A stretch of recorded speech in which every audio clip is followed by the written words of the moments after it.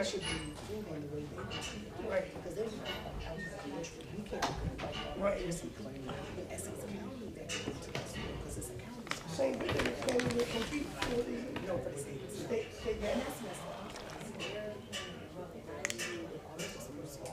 So that's why just for that, it's going to go on. That's what I'm saying. Don't do all that work tickets because first of all, you don't need something.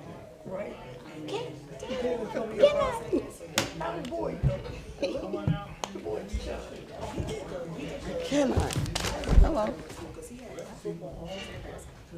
oh, he ain't got a yes.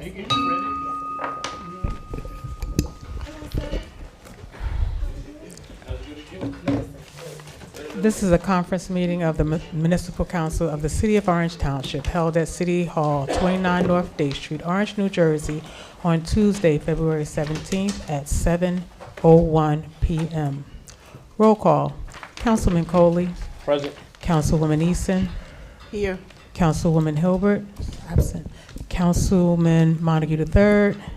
Councilwoman. Councilman Montague III. I know. Present. Councilman Ross. Here. Councilwoman Summers Johnson. Here. Council President Wooten. Here. Also present is Tricia Scipio, Chris Hartwig, Derek Brown, Fire Chief, Brian Mooney, Police Chief, Garcia R. Montilla, City Attorney, Marlon G. Towns, Legislative Research Officer. We will now recognize a moment of silence. Council Yes, President, Yes. Councilwoman East. this is Black History Month. Could we also dedicate this moment of silence to the Reverend Jesse Jackson? I was absolutely going to say that. He went to University of North Carolina A&T, so he is an Aggie as well as I am. I was going to say that to him, and I just want to add to that, let's honor all of our Black men and women who lost their lives to various reasons in the United States of America, and I'll leave it at that. Amen.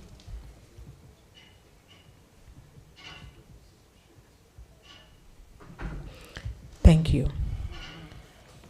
Special notice, please be apprised anyone wishing to discuss agenda or general items shall sign their name on the comment sign-up sheet and will be allowed a maximum of 3 minutes to interact with the council. Sunshine Law. The requirements of NJSA 10:4-9 et say Sunshine Law has been met. A notice of this meeting was sent to the Star Ledger and published in the record transcript on Thursday, July 10th, 2025, posted on the bulletin board in City Hall, the council's website, the city's website, and filed in the office of the city clerk. Matters for discussion. We have our health officer, Mr. DiFilippo. Oh, he's here.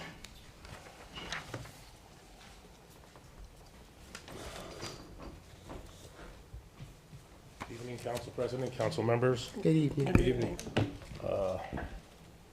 I was asked to come up here to talk, so we'll give a little bit of a spiel of our what's going on around the city. Throughout the United States, there were about 140 cases of measles. Believe it or not, we had one or two very, very close by in our community. Respiratory virus is up really high. COVID is stable. Believe it or not, we had about 10 or 15 cases just last month alone, just in our community. We got the statistics from last year. We had 3 positive cases of TB in our community last year for the whole year of 25. So that's not bad. Supposedly what we had before, we asked them for a breakdown. They gave us outrageous numbers, and it was hard for us to believe it. We never got a call. That's what we got. But our biggest thing that we're worrying about right now for us that we're working on and most of the health departments is the World Cup. The stadium alone holds over 83,000 people, okay?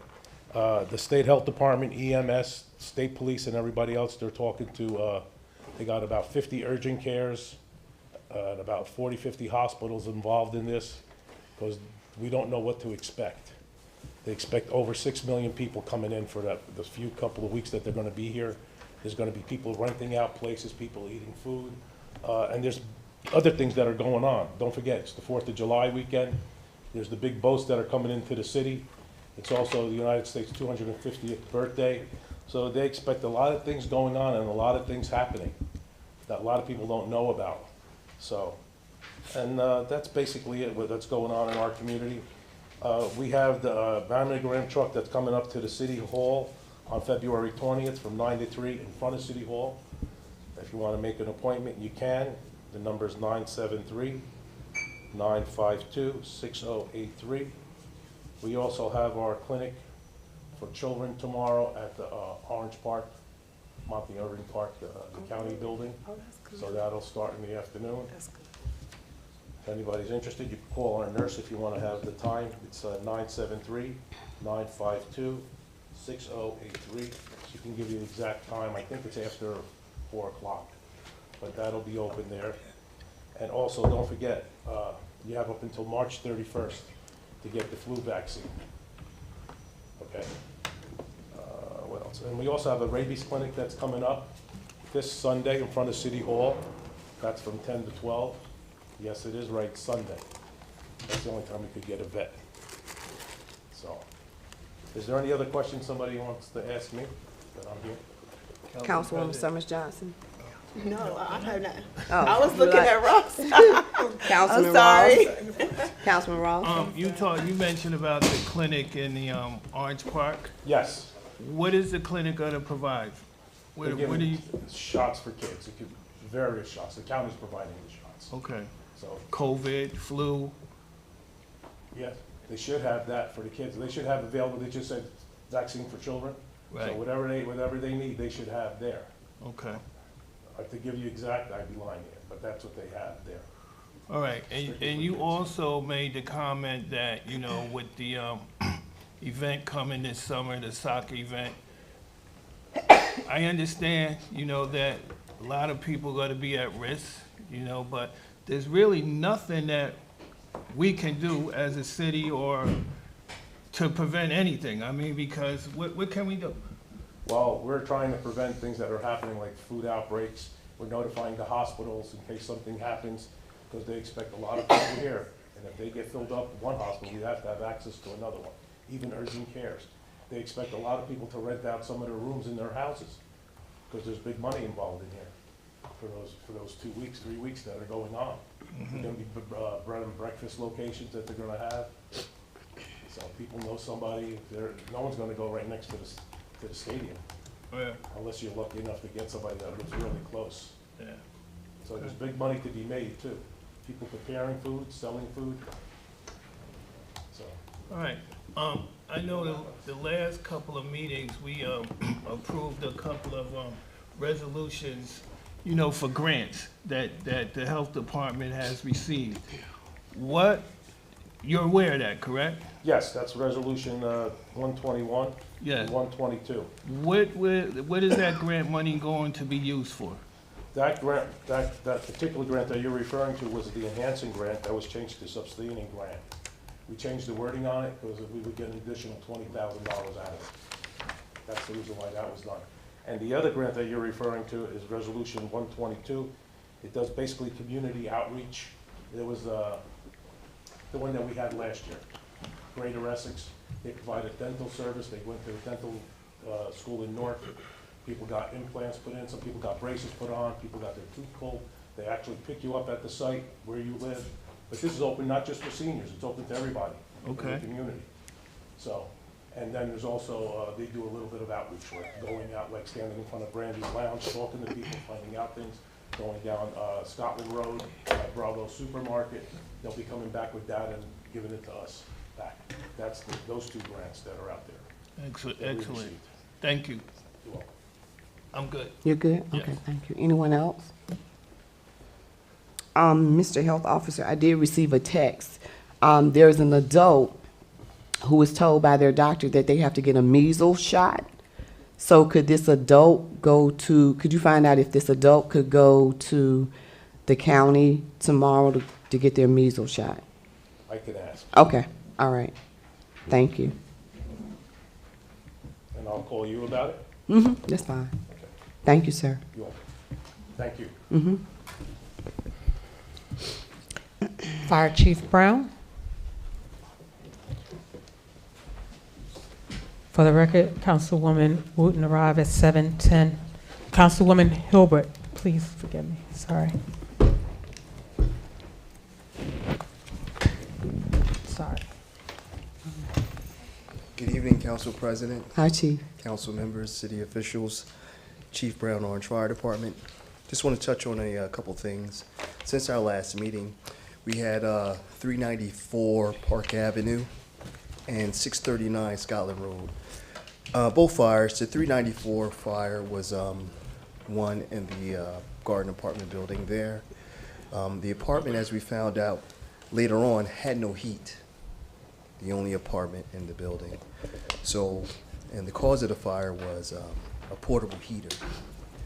I know our freezing temperatures, we just kind of warmed up here, were the cause of that. They were very cold, using portable heaters. As we know, Haitian descent, and my thing is to focus on that. Let's get the word out to all in our community of different dialects of the safety of just giving a call, the city hot heat line, and what the do's and don'ts with these portable heaters so everyone is safe. 639 was just operating without permits, was the cause of the fire.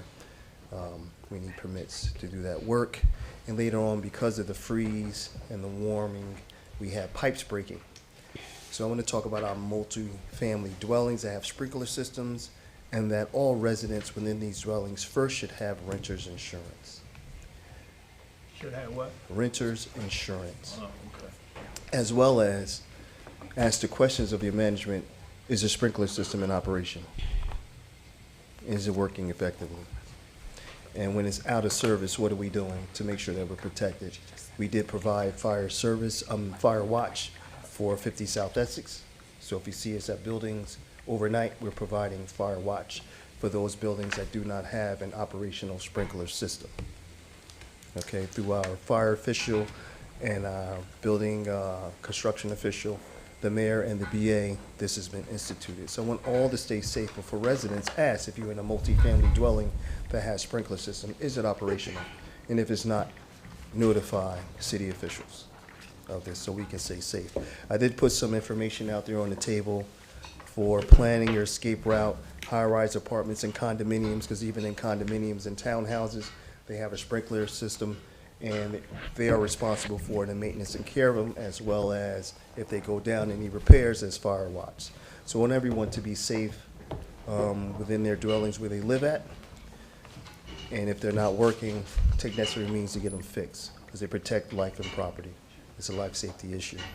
One thing I am going to address and before the council here is something we're dealing with our fire hydrants. Due to our lack of parking, I noticed that there are a lot of vehicles just parking in front of fire hydrants. That is a life safety issue, and I would like for that to address this and have a meeting and get together and put together something that can impact this so we can stop that bad behavior, because that's going to affect life. Thank you, Chief Brown. All right? But any questions? Council President, I have, Councilwoman Easton.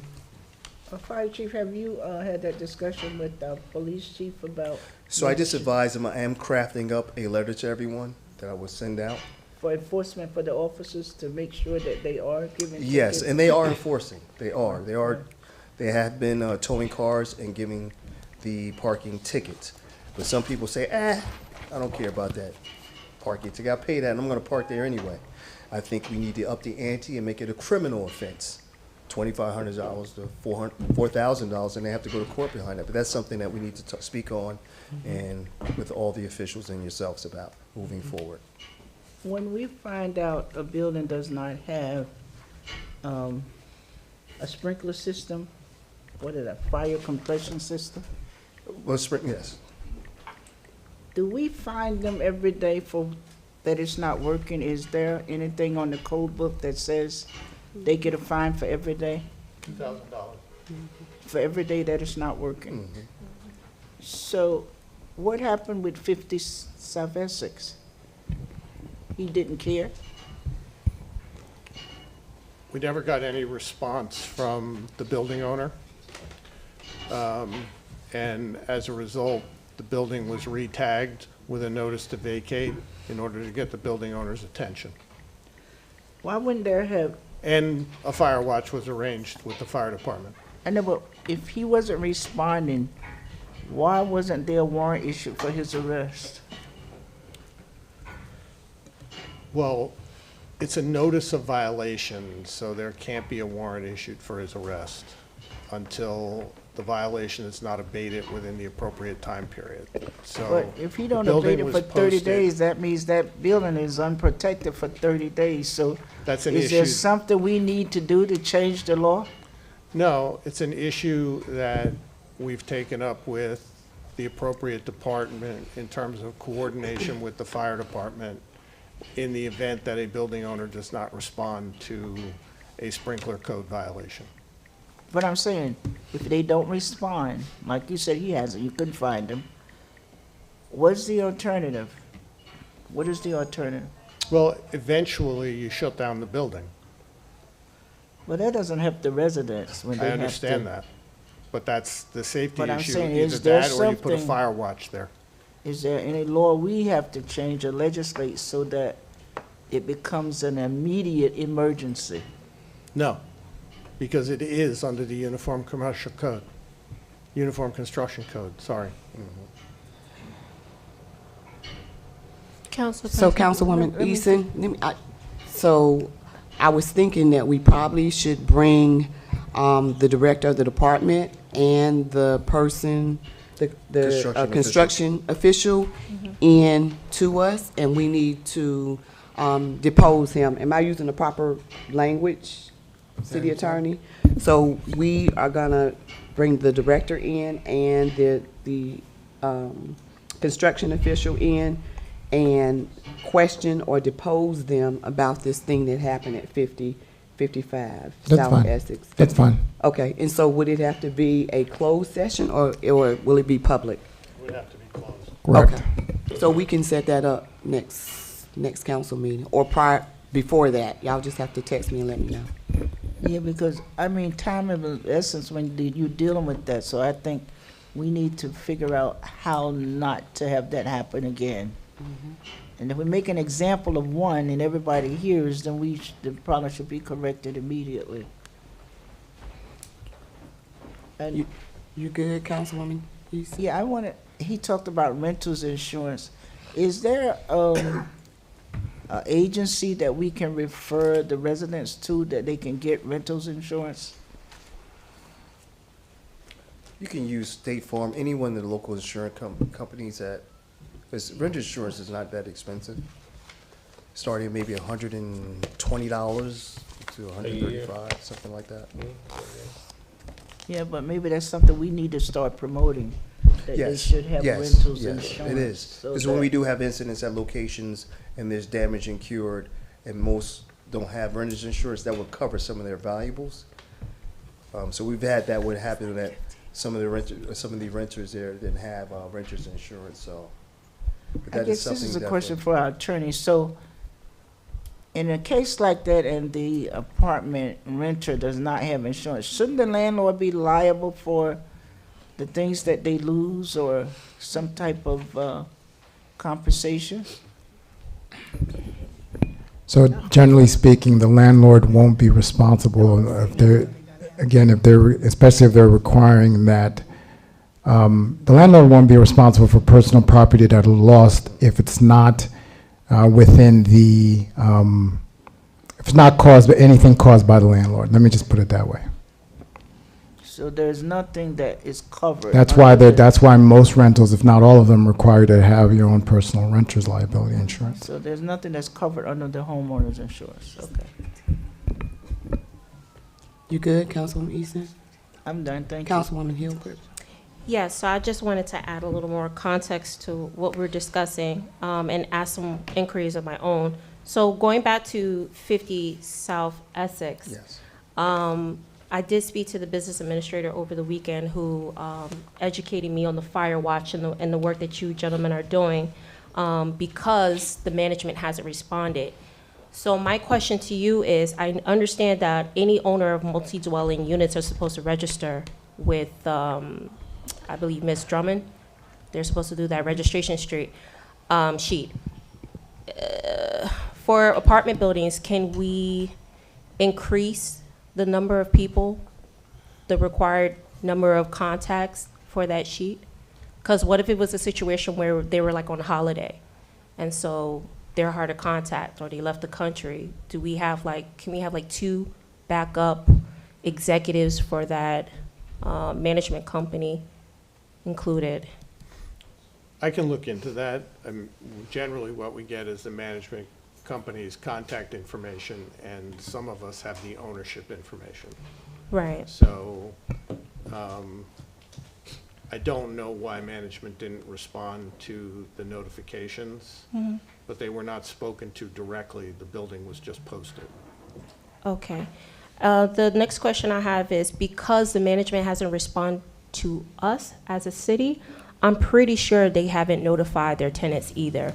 Can we, as an administration and fire department, possibly send out a notice to the tenants just so that they understand what those notices mean on the door? Because a lot of them were thinking it was unsafe and they had to leave the Building premises. management responded to us today. Today, okay. And they spoke with their tenants. Okay, all right, perfect.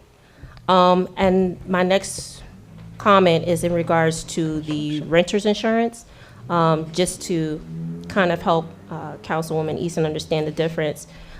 Some of the apartments, they are taking out money with the rental payments for insurance, for rental insurance. But that's the rental insurance that the landlord has imposed, has purchased himself for his property. So if something happens, it's only covering really the structure and maybe possibly replacement of appliances. But if somebody wants to protect like their school books or their laptops and stuff like that, I think it would be really great for us to have an informational session so people understand the difference on what is covered. And I think recently we had like a water main break in another building, and a lot of people weren't sure if rental insurance would cover the hotel stays, right? Am I right? There was a group of people that were staying in the hotels. Yes. So I think it would be great to collaborate with police and fire and OEM if possible to get some more information out like that. And we can promote for people to get rental insurance, but we can't give them an actual company to go with. I feel like that won't be really neutral, and some people might want to take advantage of the group policies they have if they have car insurance. They could kind of group their rental insurance with their car insurance, just like you would do with your homeowner insurance. So that's it. Thank you. Anyone else? Thank you, Chief. You're welcome. And Council President, on that meeting, just if you can, include the fire official, okay? Oh, we Thank- absolutely will. Thank you. Thank you. Thank everyone. you. Thank you. Okay. Police Chief Brian Mooney?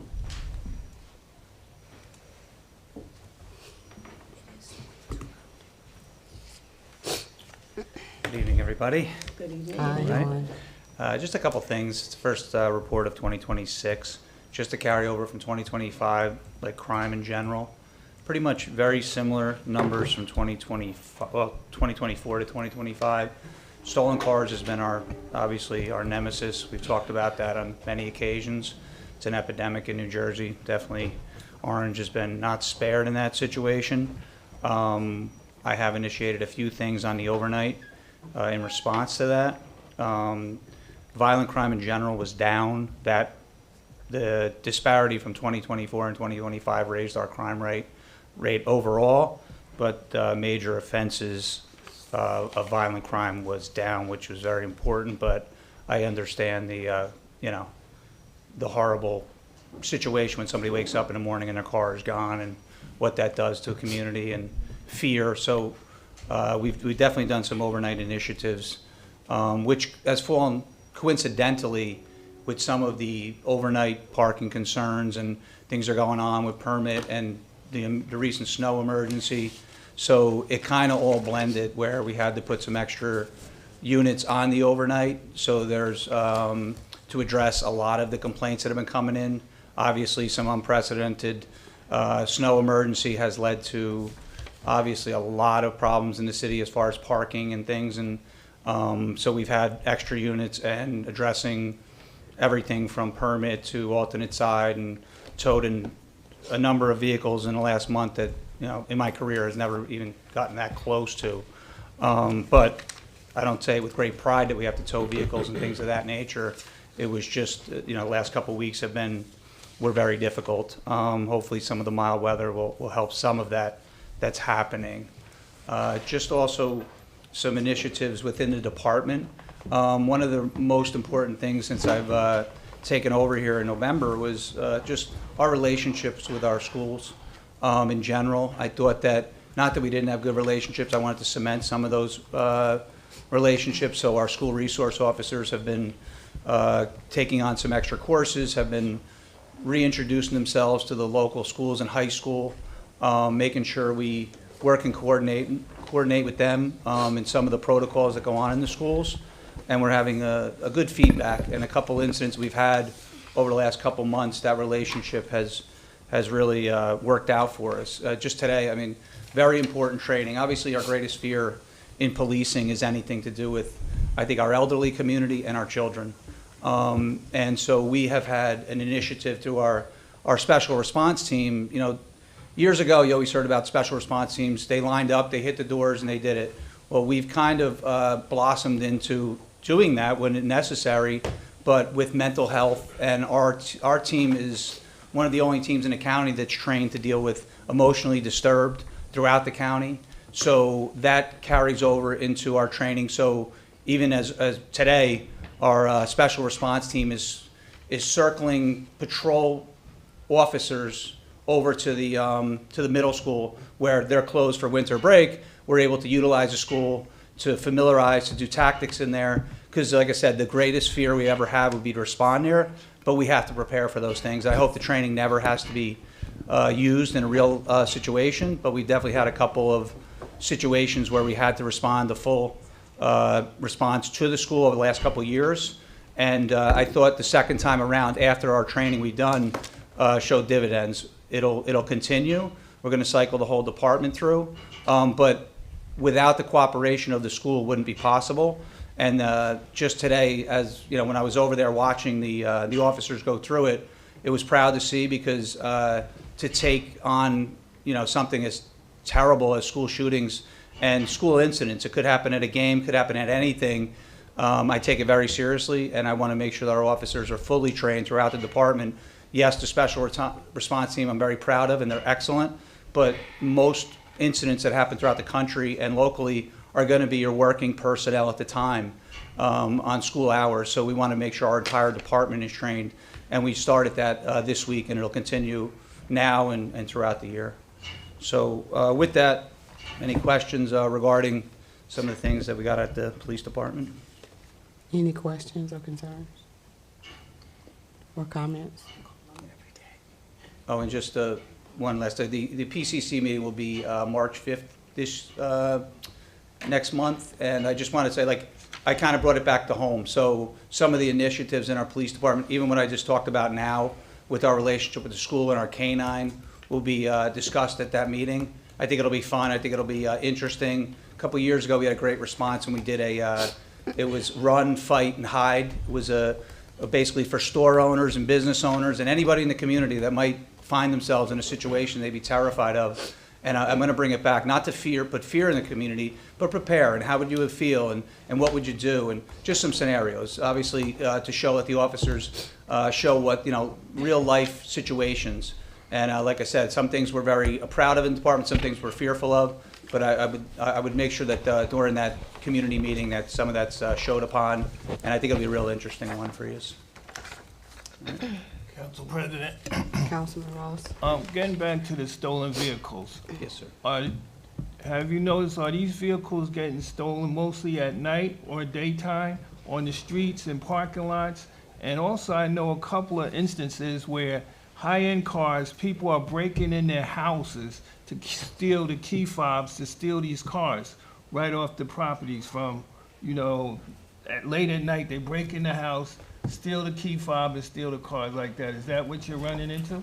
Yeah, so the stolen cars, when we check the trends, a lot of overnight and late afternoon times, a lot of people wake up, their cars reported. So when we track it, we put the midnight hours as the most precedent when those reports are taken, are usually taken early in the morning. So we kind of know that the nucleus is on the overnight.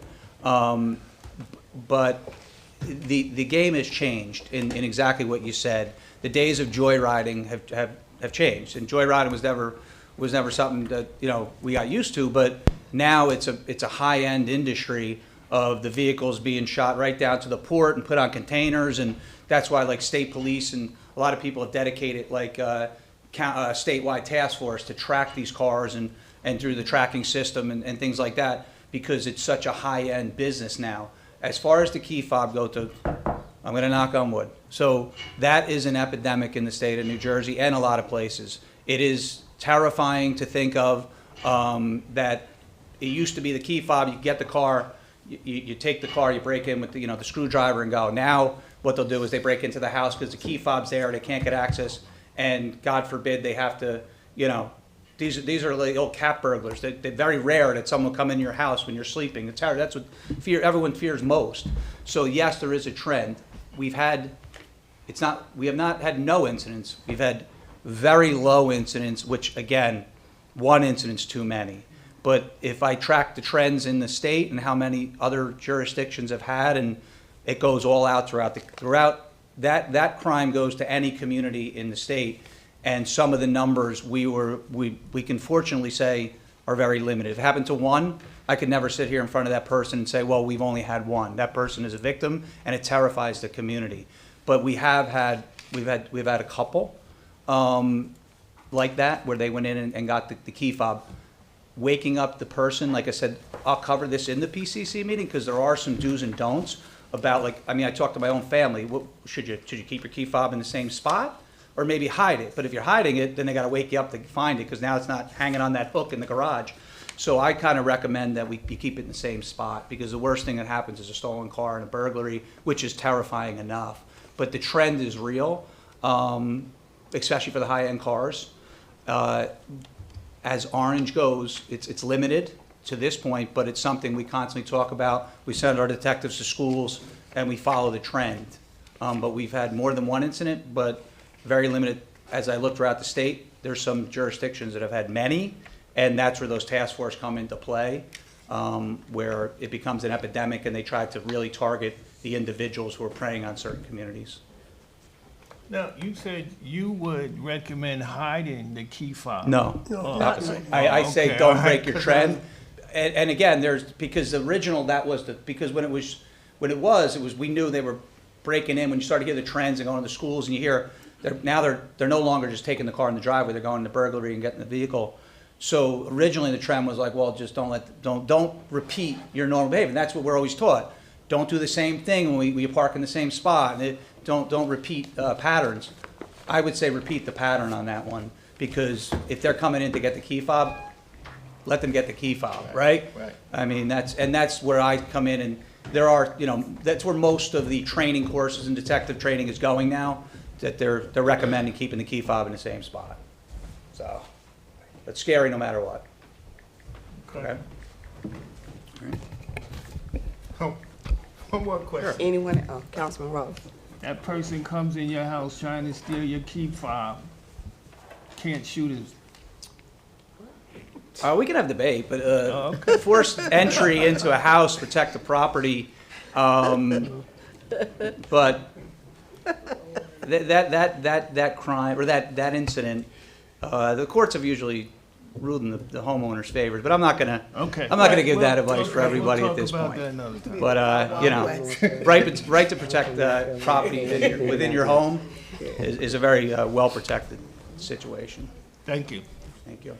Anyone else? Council President, I Councilman want to Reason. go back to something that our business administrator mentioned at the meeting. Speed bumps. And I was gonna ask our business administrator to expound on it, but is that creating a problem for your cars that's going on emergency when the street has a lot of speed bumps? Because I know if I go over there, one overspeed, my car goes up and comes down. Is that damaging our vehicles? Because I think our business administrator mentioned it at the meeting last week? Do you see any trend that they are creating a problem?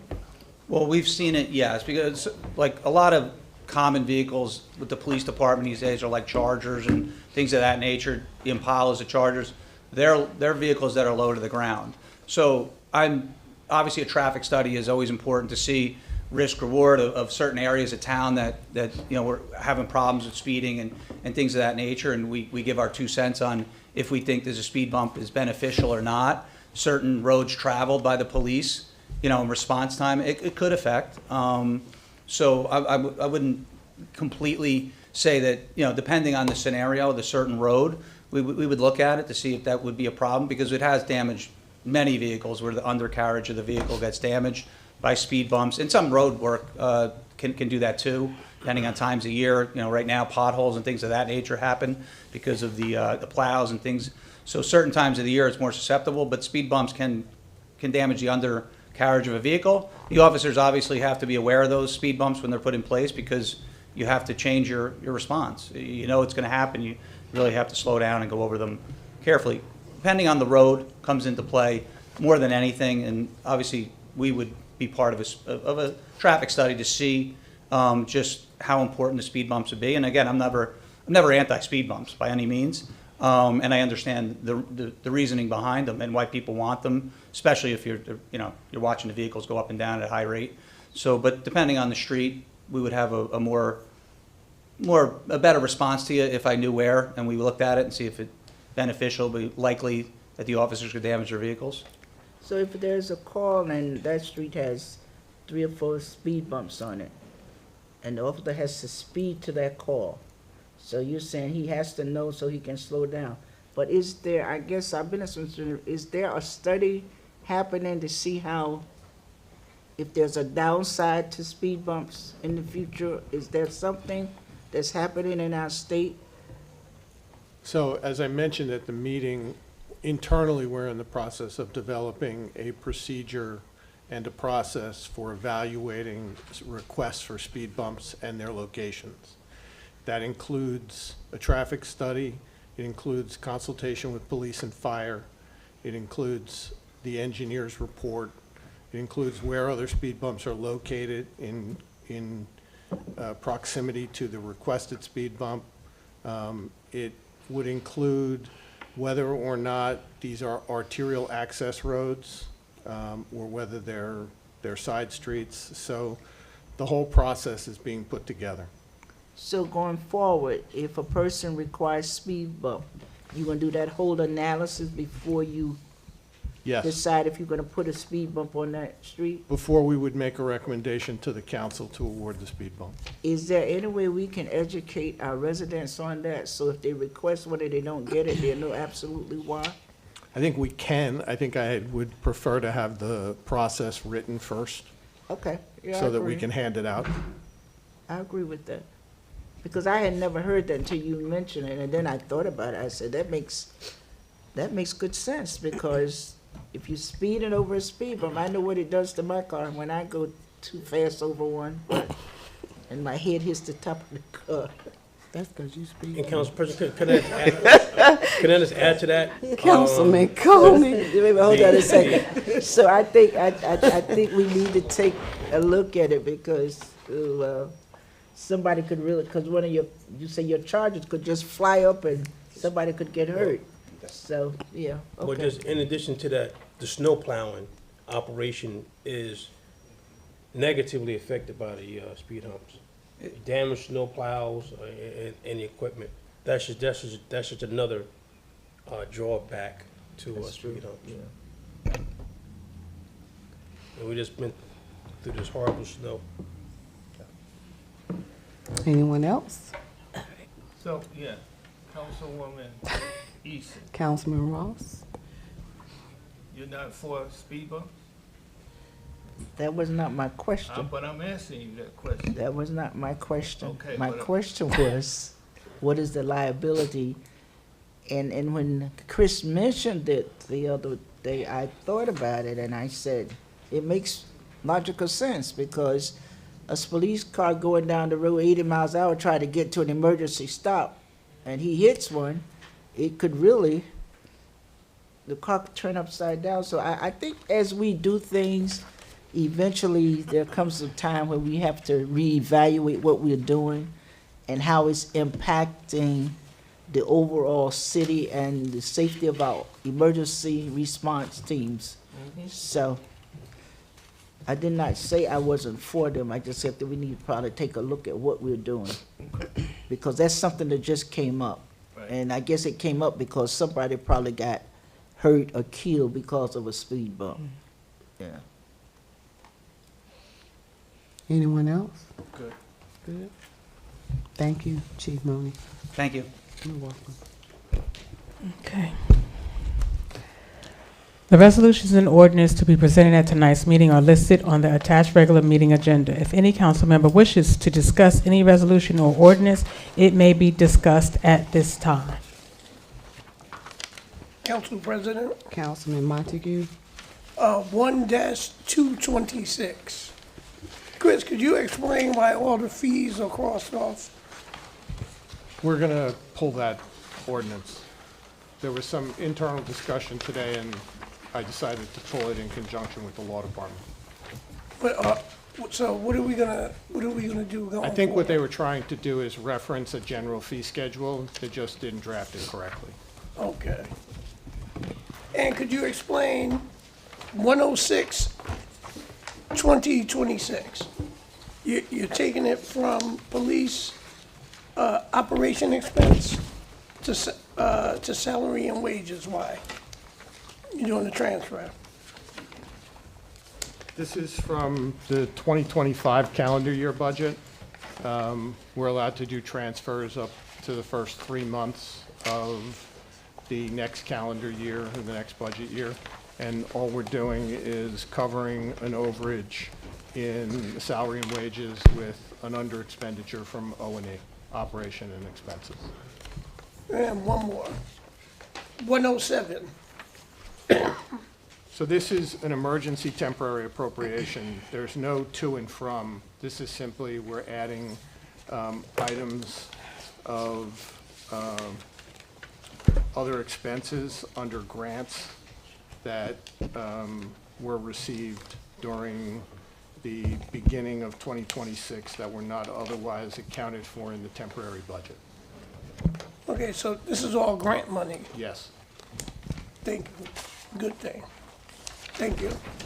You're welcome. Anyone else? No one?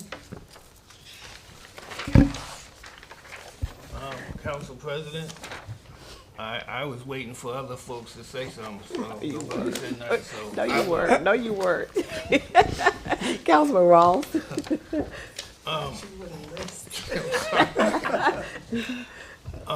108, it's the VA.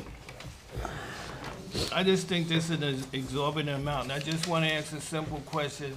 What did we pay last year? Is this an increase from last year or not? No.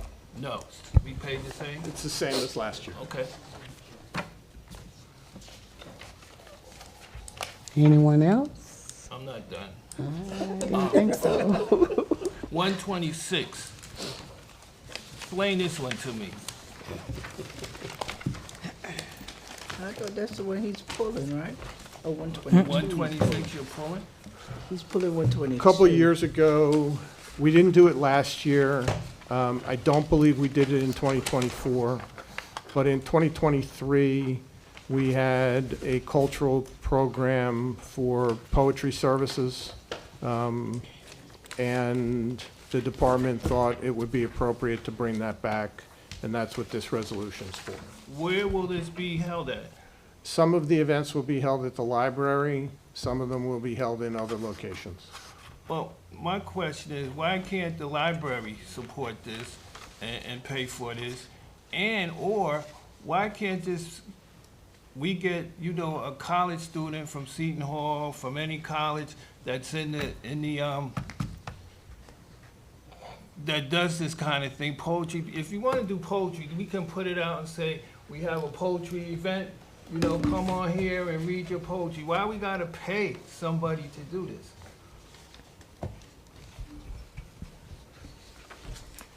As I said, it was a program that had been in the budget. It was a suggestion to put it back. If it's the council's desire to have the answers to your questions before you move on it, I'll pull it, and I'll find out if the library would sponsor the program. Yeah, because if I wanted to read poetry, I would just, we can just sponsor this ourselves and say we're gonna have a poetry night at the Yeah, spoken library, word. and come and read. That's it. Well, we don't have to pay for anything. Okay. That's my opinion, okay? And let me see if I have anything else. I don't think so, but let me just make sure.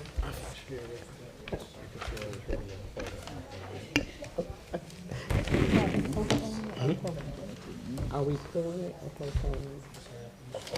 pull it. I'm good, Council President. You are? Okay. Anyone Council- else? Yes, Council President. Councilwoman Hilbert. 118-2026, I see it's been amended. Here we have a resolution authorizing a list of law firms to represent the city clerk for the upcoming election matters. So do we need all three? No, it's just a qualified list. Okay, so, They can select from the qualified list. okay, so I'm assuming like on the next council meeting, we'll be proposing a contract to vote on? I think there's one on this There's one in this agenda this meeting package. for clearing. Yeah, one. It's a walk-on. It's a walk-on? 116. Yep. Say the number for me again. 116? No, No? it's a walk-on, it's Cleary Jacoby. Oh. Oh, that's all wrong. I didn't see the walk-on. Okay, here we go, 131. 130. Yeah, Okay. 131. Oh, this one is thick. Okay, all right. Understood, so one has already been selected? Yep. Okay. My other question was for, and just to make sure I'm not speaking out of turn, Council President, it's okay to ask questions about these walk-ons? We have to get them on the agenda first, so you have to wait until we get them on, walk them on. Okay, I'll work around it. So my question is, where are we with the beautification plan? Didn't we receive like some funding similar to open space funding for the beautification plan that was supposed to be happening on Scotland Road? I think we were supposed to review that from Director Mays. I'll have to get back to you.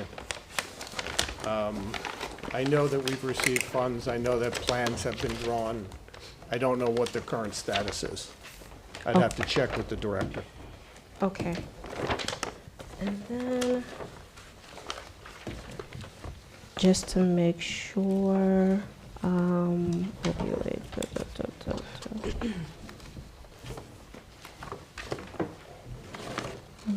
Okay, I'm good. You're Thank you, good? Council President. You're welcome. Motion to close? Second, Montague.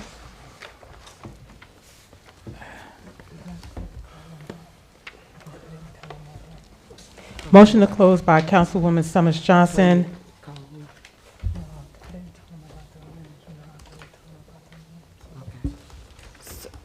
She just left. Seconded by Councilman Weldon Montague III. On the motion, any questions? All those in favor vote by saying aye. Aye. Conference meeting is adjourned at 7:47 PM.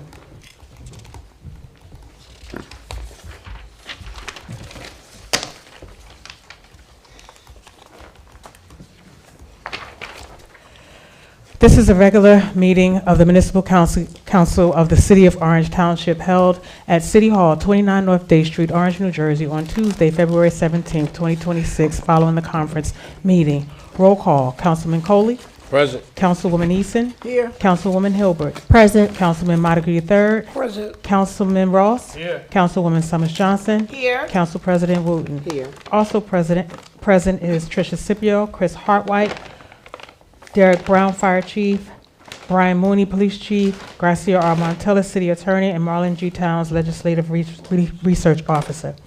The requirements of NJSA 10:4-9 EDSA Sunshine Law has been met, and notice of this meeting was was posted on the bulletin board in City Hall, the council's website, the city's website, and filed in the office of the city clerk. We have to go back because I keep forgetting the Pledge of Allegiance. That's okay. So if we all stand for the Pledge of Allegiance. Miss Delta Sigma Theta Incorporated, can you lead us, please? I pledge allegiance to the flag of the United States of America and to the republic for which it stands, one nation, under God, indivisible, with liberty and justice for all. Thank you. Approval of meeting minutes. February 3rd, 2026 conference and regular meeting minutes. Council President Wooten was absent and should abstain. Is there a motion? Motion, Montague. Second, Summers Johnson. Motion by Councilman Montague III, second by Councilwoman Summers Johnson. On the motion, roll call. Councilman Coley? Yes. Councilwoman Eason? Yes. Councilwoman Hilbert? Yes. Councilman Montague III? Yes. Councilman Ross? Yes. Councilwoman Summers Johnson? Yes. Council President Wooten? Abstain. Abstain. That's 6 yeas, 1 abstain. This is approved. Department monthly revenue collections. For the month of January 2026, the clerk's office collected $151.32. Community service, $15,927. Health department, $16,678. Parking meters, $3,398.27. Planning department, $56,982. Public works, $8,961. For October 25, the tax assessor collected $10, and November 2025, $30. Oprah reports, January 2026, 93 were received, 5 completed, and 88 outstanding. There were no communications and petitions. Citizen comments on general issues and agenda items. Members of the public wishing to address the council may do so during this portion of the meeting. Speakers must sign their name on the comment sign-up sheet and approach the microphone when called upon. To allow maximum public involvement, each speaker is permitted 1 3-minute period to interact with the council and must provide his or her name and street address prior to beginning any remarks. Visual aids are not permitted. Speakers are reminded to be courteous and mindful of other individuals. Each person has a right to speak on any subject, but is responsible for the abuse of that right. The city bears no liability for any comments made by the public and maintains discretion to remove any person engaging in obscene or disruptive conduct. The council will consider all comments and questions and will respond if and when appropriate, which may or may not be during this meeting. Ms. Rodriguez? Good evening, guys. 487 Mountain View. I didn't really come with questions, but as I'm listening to you guys and going over the paper, I came up with a few. So hopefully I get through them. 93 Oprah requests and only 5 have been completed. How does this happen in 1 month? Where are we with the study for fire and police necessity for the people you hired to do this study for Orange? This was probably back in November. The BA, or at least during the Quantavious meeting, it was confirmed that you guys did in fact hire somebody, and every time I come and I ask this question, nobody answers. Where are we with the study? It was said last meeting that our streets would be redone. Why would they not be, but possibly not the sidewalks? Why would there not be a budget for our sidewalks, but other streets have had their streets repaved and their sidewalks done? This is for Mountain View I'm asking for. We currently meet the needs or exceed the needs of the number of affordable housing units required by New Jersey, as confirmed by the BA. Can you today explain why it made sense to approve the building next to the Board of Education with another 30 years of no taxes? Prior to this, you all approved over 14 new apartment buildings with no affordable housing and gave them all tax breaks as well. Where is the negotiation that directly impacts homeowners positively? I understand not wanting to displace anyone, but that's another decision that was made at the expense of homeowners. Even if you got more money through the renegotiation, do you guys even know what the tax amount would have been compared to how much money you predict to make off that percentage? Why are we paying for poetry? Kind of like back in the day, I don't know if you guys remember, college students love doing this for free. So why are we splurging on things like this that are not a necessity? It's more of a want. I get that the community activities are important, but how can we justify it when the citizens are struggling to even pay their taxes?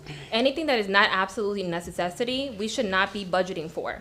Please remember, we have debts from previous years that we still have to pay back in the next few years. Resolution 124, that 30K is going to pay what exactly? And then for the resolution 119, did we have Meriton Health? Is this a new insurance? Are we replacing it, or are we subsidizing the old insurance? Montague and Scotland Road is a debacle. I'm so tired of, I think I've spoken to everybody there is to speak to, whether it was UBA, I've spoken to a few council members, I've spoken to code enforcement. There's literally a porta potty halfway on the sidewalk, and it's been like that for weeks. I've sent pictures. The dumpsters are always full every single day. They go and they go bring it up when you guys call them, change it out, and then by the end of the day, those trash bins are full, and they stay there all week. So what can we do? Whatever you guys are doing is not working, and the amount of mice and rats that I'm finding in my house are ridiculous. I can't possibly clean or put any more traps down or call any more people. So what can we do about this? Also, you guys were talking about a walk-on that's available, I think it was like 30 or something. Why isn't that available for us to see on the agenda, even if it's not walked on yet? I feel like that's something that should be on the agenda if you're considering it. It could just be uploaded so we could look at it and maybe ask questions ourselves if it does get walked on. Ms. Rodriguez, your time is up. Just wanted to finish the thought. Thank you. Ms. Bozeman, But you didn't even give them Bozeman. an opportunity to see if they wanted to answer. but you had 3 minutes. Okay, so Okay. it's over. Now they have their time to speak.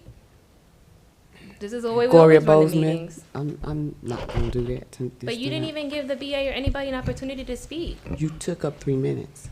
That's my time to speak. I'm not gonna argue with you. Gloria Council Bozeman. President, the Councilwoman 3 Hilbert. minutes is for the resident to speak. It's not the time allotted for a response. So there's no Councilwoman Hilbert, requirement. don't Amen. make me pull the law on Amen. you. So let's let the city Don't attorney do make that. you. I You think that don't, was a let's let the very city attorney, Council President, do that. unprofessional Council. response. I was just, Attorney Montanez. can you actually clarify? The 3 minutes is for the citizen to speak, is it Right. not? Councilwoman Hilbert, if I may. Yes, I'm asking the question to you. I can't Sure. see you, though. Hi. So that's correct. 3 minutes are allowed for the residents to speak. There is no requirement that there be a response to anything that is asked and or said. That's okay, but I'm just for variance purposes.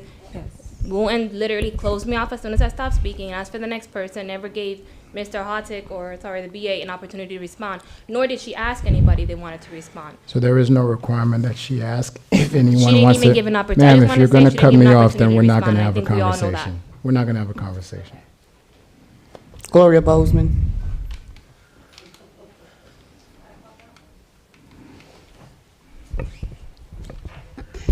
Good afternoon, Gloria Bozeman, 345 Alcott. Unfortunately, I was away at the time when you had the community meeting where residents had the opportunity to ask questions.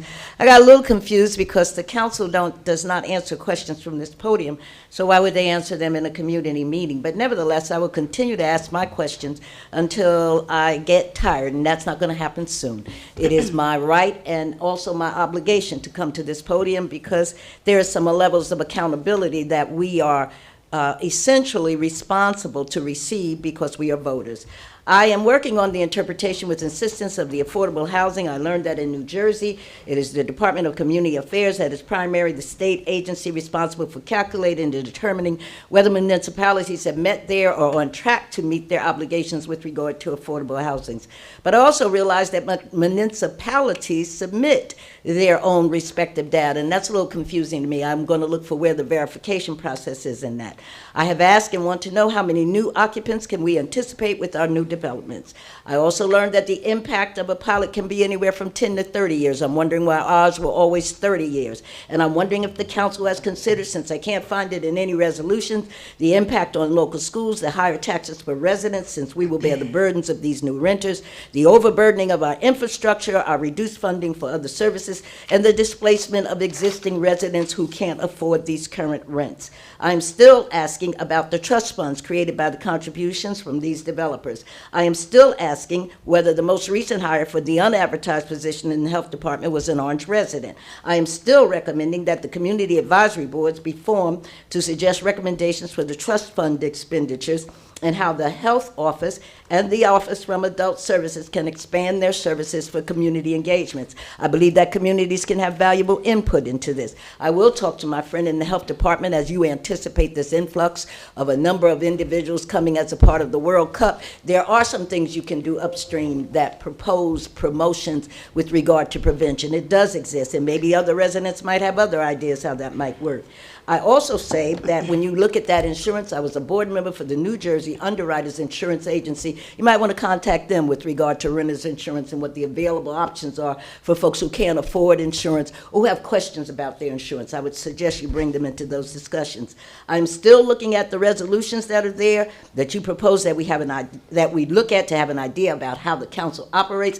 I have yet to see one that discusses the reduction of our taxes or even the maintaining of our taxes. Finally, I want to say to someone outside of this council, if you are planning to run in 2026, I don't vote against, I vote for. So I would suggest that you start to fill these seats here and begin to talk and ask the questions that we as residents pose and what you plan as a part of your questions to this particular council. So, recommending community advisory boards, I hear my beep, and those other questions, which I now understand, you don't really, if you don't choose to answer, you don't have to say anything. And I think that's an offense to the community. Thank you. Jason Grove. Good evening, everyone. Jason Grove, 604 Seven Oaks Road. It's been a while since I've addressed the council, so good evening, everyone, and it's good to see you again. I just wanted to begin by letting everyone know that I attended the community meeting last week. I thought it was very helpful and informative.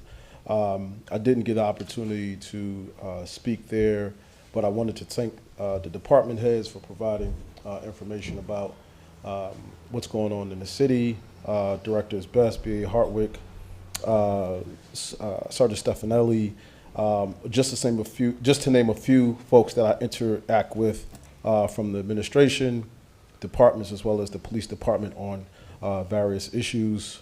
Thank you to council members Wooten, Ross, Montague, and Summers Johnson for answering my text messages regarding various issues that have taken place in the South Ward when I needed that information. So I got the good stuff out of the way, and now I'm about to I'm just, I got the good stuff out of the way. But I mentioned this during the community meeting, but I wanted to raise it here just to put it on the record that the traffic during drive times in the city of Orange, especially when there's work going on, either planned or unplanned, is really, really critical. When we block streets, that information must be communicated to residents. Uncommunicated and planned work is a lot different from unexpected emergency work. And so when you come off 280, there are, I believe, 3 left turns essentially that you can make to go across town, right? And so if any one of those thoroughfares are blocked because of either planned or unplanned work, it really causes a gridlock during drive times. Orange is nestled between Interstate 280, and so you have folks from Newark and Irvington who come across town, and East Orange and other communities, West Orange, and they do this crisscross to go across Freeway Drive to get on 280 to go either north or south on the Parkway. And so when we don't communicate exactly what's going on in the town, it creates an unpleasant experience not only for the residents, but for those individuals who use our streets to get to their place and space in the morning.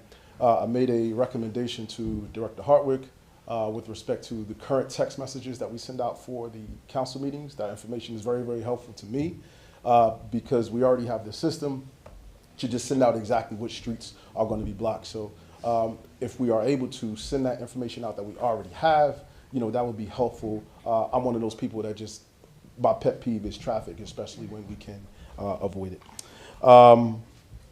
Thank you to the police department for their community presence, particularly where I live on Seven Oaks Road.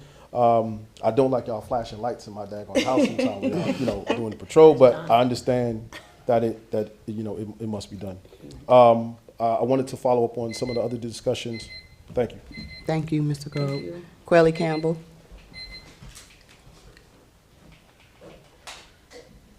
Good evening. Good It's been a while. What brought me here is a post about discussion about renovations to Metcalf Park that was supposed to happen at this meeting. So I'm curious about whether or not that's going to happen or not. It was a hearing that got canceled because it It was wasn't canceled. necessary. Oh, okay. There was a change in the expenditure of funds, so the hearing wasn't necessary in order to actually do what needed to be done. Got it. Okay. All right. So I wanted to take the opportunity to follow up on some other things that have been on my mind. One is, of course, open space, the accrual of funds and what that looks like, and then also whether or not we're still considering erecting this commission.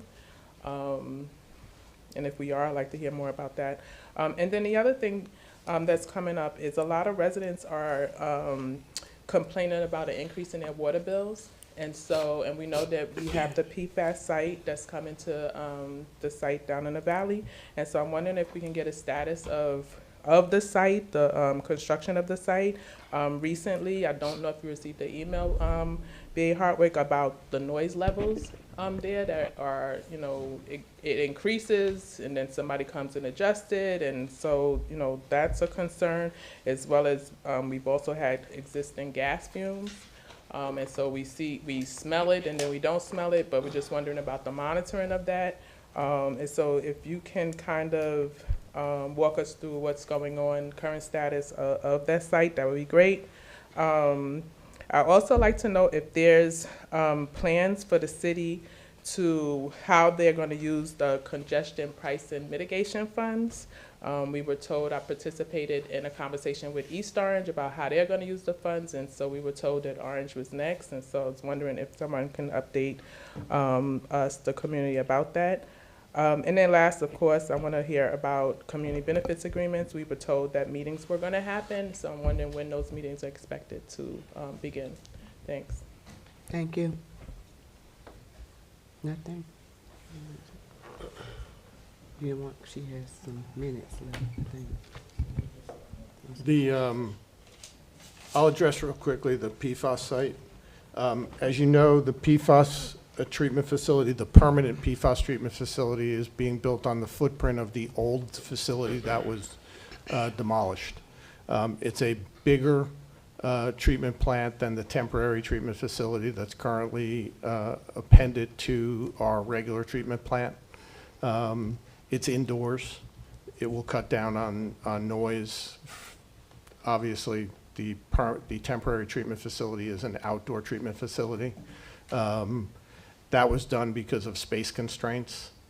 The construction schedule looks like the project will be going out for bid within the next 3 months, and construction would start within 90 days of the award of the contract after bidding.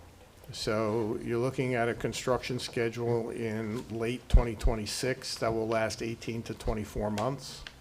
And my time is up. You can stop by my office or call me and I can give you more detail. Antoinette Hall.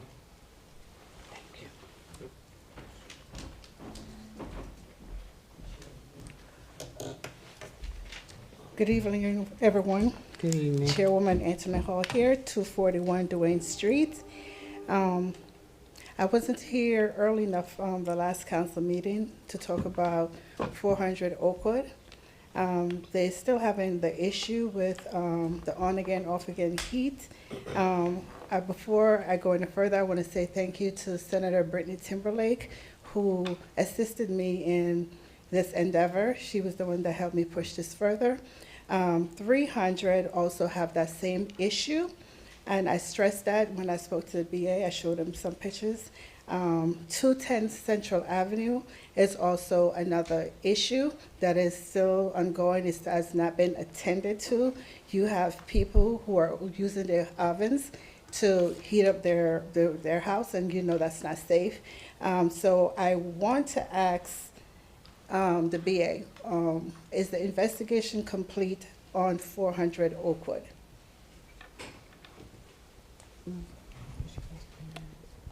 So the first stage of the investigation is complete. We had our own plumber go out and assess the situation and determine what needed to be done in terms of the boiler, wrote a report, and it was turned over to management. We've been checking on the temperatures daily. Okay, thank you. So for the other buildings, especially 210, that building is despicable, and they really need some attention. So can you check on 300 Oakwood and 210 Central Avenue? We've had inspectors at 300 Oakwood within the last 14 days. They've done similar work in terms of temperature measuring, and we're going to have, if we haven't had it already, we'll have our plumber out to that building as well. Okay, thank you for that. And I'll check on the status of 210. thank you, I appreciate it. Thank you, Ms. Hall.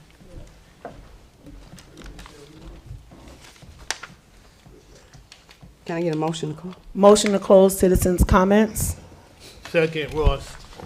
Motion to close citizen comments were made by Councilwoman Jamie Summers Johnson, closed by Councilman Clifford R. Ross. On the motion, any questions? All those in favor vote by saying aye. Aye. Aye. Any opposed? Citizen comments is closed. Council comments? Yes. Oh, Councilwoman Hilbert.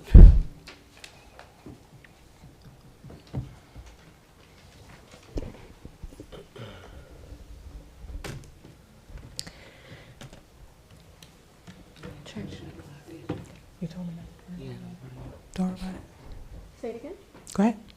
Oh, you're not timing us anymore? Interesting. Okay, so good evening, everyone. My name is Councilwoman Hilbert from the West Ward. I'm not sure if I'm going to go over my 5 minutes since I've just been notified that we're not timing ourselves, but yet we're timing the residents for 3 minutes. I just want to say thank you to the work that's been done in our community by our police, our fire, and our DPW. I know with the recent snowfall that we had, there were a lot of complaints about whose streets were getting plowed or whose streets still had like ice, and also definitely the lack of parking. I did reach out to the business administrator and DPW already about if they were going to be able to come back around. And then I do believe there might be some possible snowfall in the forecast this coming weekend. So I thank them for the work they have done and their diligence of communicating with the community and the council. I also want to say thank you to the residents at 433 Lincoln. We actually sat down and had a very good tenant meeting when we were discussing their issues with their heat and their hot water as well. Unfortunately, a lot of them weren't able to make that meeting that happened here, the town hall that happened here last week. So we had to follow up on some on a couple of lists of grievances and complaints and concerns that I will be sharing with Business Administrator Hartwig and Code Enforcement just to continue to assist us with responding to their needs and advocating for those residents. I also want to mention something in regards to the cleanups and stuff that we do in the community in the West Ward. I could speak mainly from my district. I'm not sure if any other council member has programs and stuff like that going on, but there's been a lot of debris blowing around, like a lot of the trash that's blowing around, and a lot of the buildings said it doesn't really belong to them. And we in the West Ward, sometimes we have our cleanups, but it's so cold, we're not starting until like maybe April. So is there a way, my question is there a way that maybe we could get the sweeper out there to kind of help us with the blowing trash and debris that's just all up and down Lincoln Avenue? Because there's been a lot of complaints, even from the building management. A lot of their supers said they're constantly cleaning the property in the front of the yard and in front of the entrance for the buildings, and they know it's not from them. My other question is in regards to the trash, how are we with enforcing that the business owners and the managements have the right amount of garbage receptacles? Have we created a new plan of action to address that? We did blitzes in every ward for every commercial building. We did blitzes in every ward for every commercial building and every multifamily building that's required to have specific types of receptacles. We also did it for residences within those wards. We've done the blitzes 3 times. Okay, and just to confirm, depending on how many units you have, you're supposed to have 2 to 3 garbage cans for the apartment building? No, if you're a multifamily, 4 units above 4 units, you're responsible to have a dumpster. And you're responsible to have as many dumpsters as necessary in order to keep the lids closed and contain all the garbage. If you're a 4-family or less, you have to have enough garbage receptacles for the entire building with lids, and you can't have anything out in bags. So the ordinance doesn't specify a specific number. It specifies that you have to have enough to contain the garbage. To contain the garbage, okay. And what is the fine for that if that's not the case? I have to look. The fines are graduated. I don't remember them off the top of my head. Okay, all right, so I will follow up with a few pictures and a few addresses, because the residents are actually complaining, so it's not like it's something that I went around surveilling. That the residents just had concerns because of the rodents and stuff like that that's around their property. In closing, happy Black History Month again. The West Ward will be having a meeting in March. I'm just trying to confirm our location and our DJ, because we will be having our 4th annual West Ward brunch. So invitations will be going out soon to all of those in the area, and we will celebrate and try to enjoy each other in this community that we call Orange. And I'll leave it at that. Thank you. Thank you, ma'am. Councilwoman Eason. I'm gonna be brief. I just want to thank the residents. We've had a lot of snow, and it's probably gonna be here until April. And I want to thank the residents for their patience as we try to remove as much as possible. Some of them have dug their cars out, and we still have mounds of snow. And thank Public Works for their due diligence as they tried to make sure that everybody was shoveled out and the driveways was clear. So I just want to thank the residents for their patience during this trying time for all of us, the snow and the ice, and advise our seniors and everybody that's walking to please be careful, look for the black ice, watch where you're walking so nobody falls and get hurt. So let's be careful and help each and every one. And as the Bible says, love thy neighbor as thyself.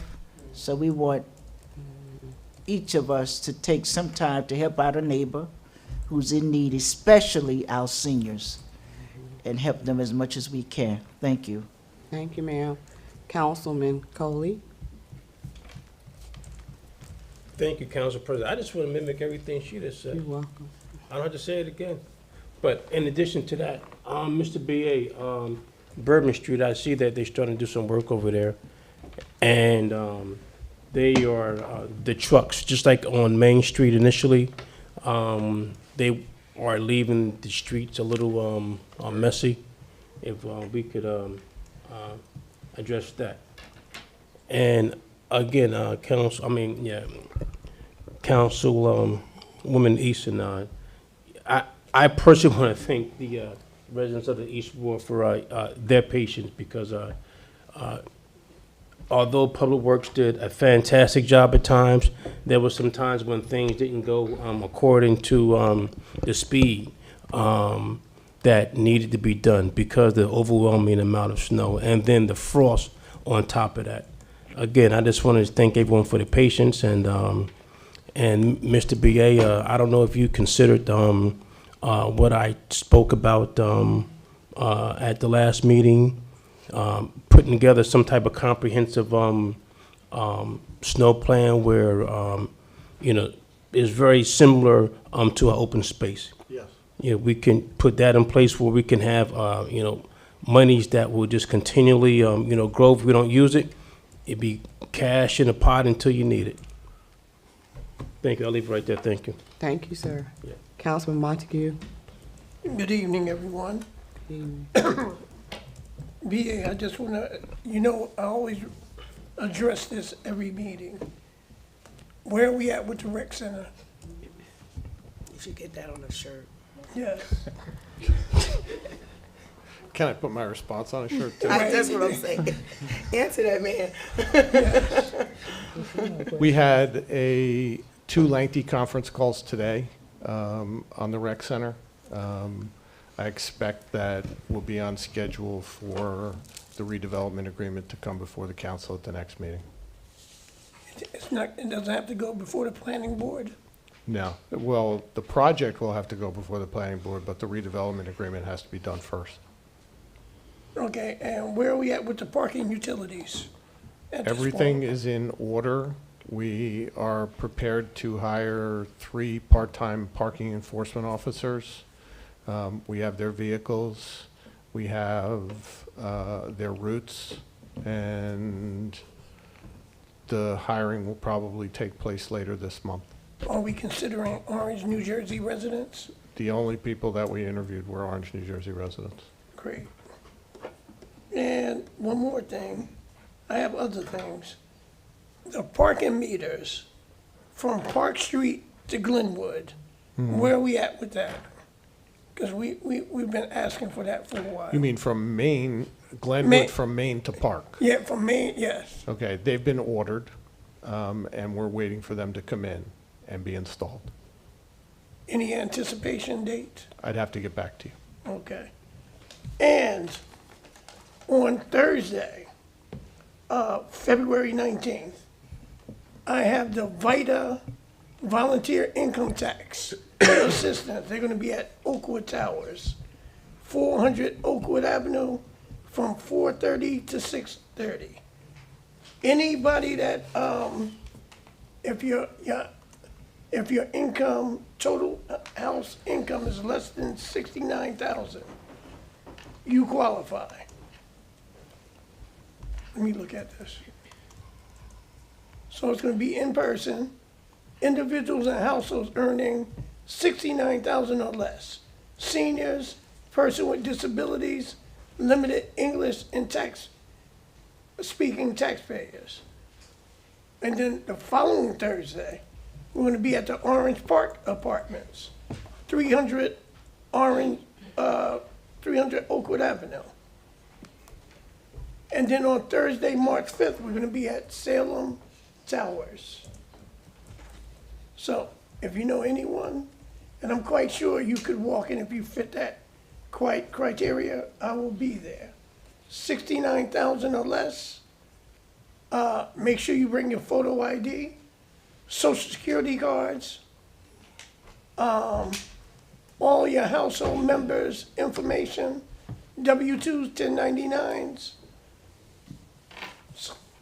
So bring that on those particular days.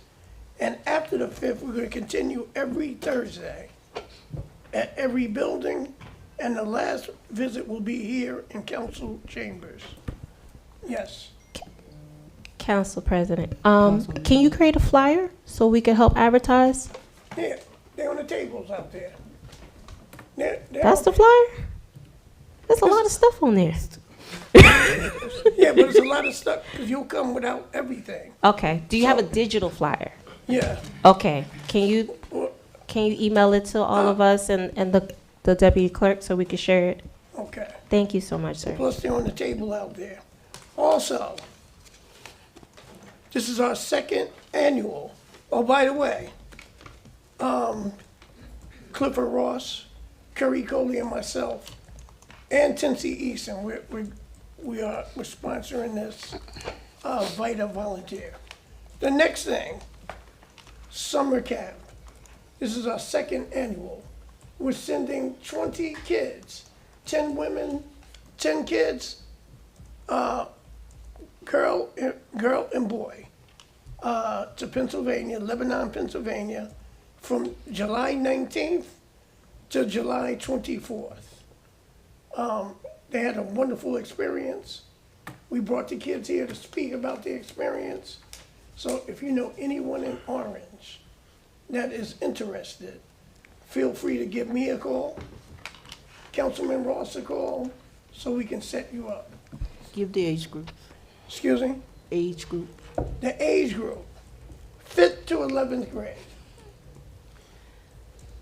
Last year was like, really, it was only 7th grade to 7th to 11th grade. Anybody that wants that opportunity, I would like to see them have a good time. So you can give me a call, Councilman Ross. And that's it. Thank you, sir. Councilman Ross, please. Thank you, Council President. You're welcome. Good evening, everyone. Mr. BA, can you give me a clear timeline when the 2026 budget will be introduced? So we're working on our third draft internally of our budget projections. There are some things that we needed to close out 2025 for. We got those numbers this week. We should be able to circulate a working draft within the departments so that they can see what budget cuts they're looking at within the next 2 weeks. Once we have the internal working draft completed, it'll have to go through administrative review for RUC calculations and cap calculations, and then we can start meeting with the finance committee from the council to go over what our challenges are. And then that's probably brings you to the end of March. Okay. What is the status of the signage or barriers that we discussed for Scotland Road for vehicles exiting and entering the Vanilla building? So I have first of all, I reviewed the plans. I think I mentioned this to you.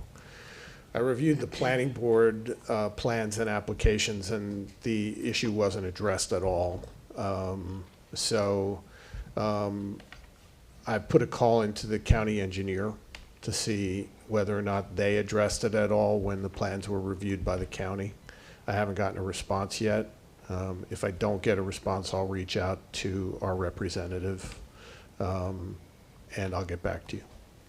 Okay. What happened to the police security at the front door?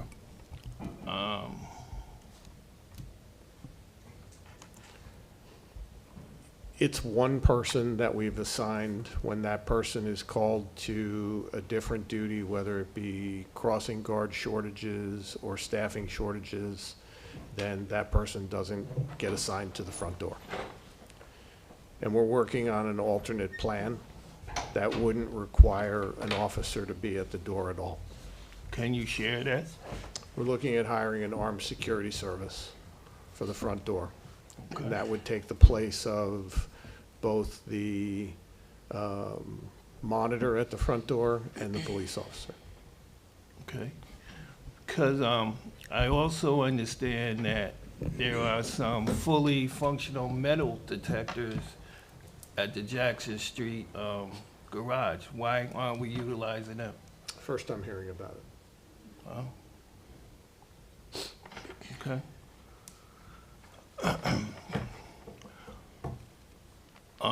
Last meeting, we spoke about the lack of warming stations in Orange. Councilman Coley made a great recommendation about partnering with the New Jersey Transit to provide a warming bus during extreme cold weather, which I saw on TV in New York. They're doing the same thing, and maybe we can consider it. But I also want to talk about why are we not considering the community room at the upper field house? You know, that's an empty space. You know, if we need to put somebody in there during this cold, extreme weather, why can't we use that space? We've been following the code blue sources that the county puts out. If the mayor and the council determine that they want to have their own warming stations, then we can explore locations. Everyone should be aware that it's going to require 24-hour round-the-clock overtime.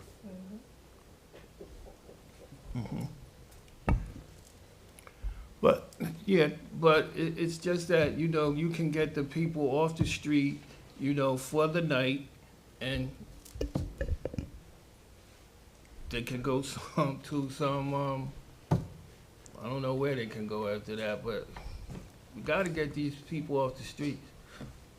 But it's just a recommendation that I was thinking about, you know, because I know that space is vacant, you know.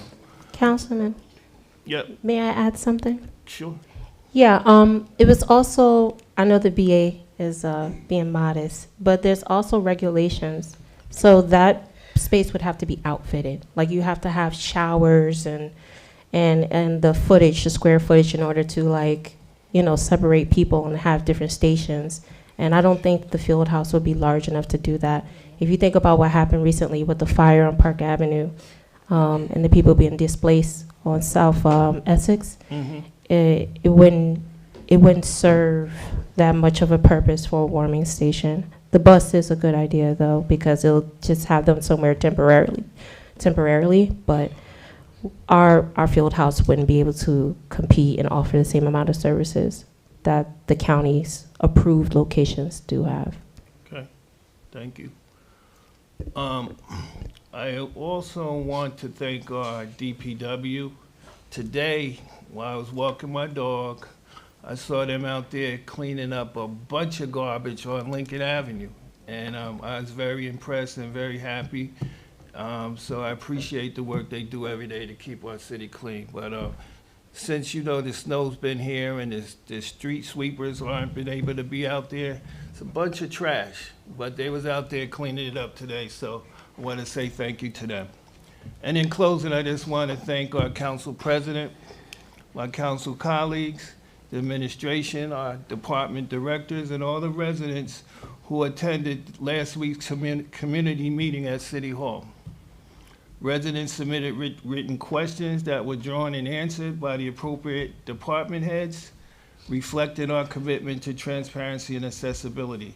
While not every question could be addressed that evening, we committed to providing a full written summary of all the questions and responses. So, Council President, could you please let me know when that summary will be available? I sure will. Okay, thank you. You're welcome. Councilwoman Summers Johnson.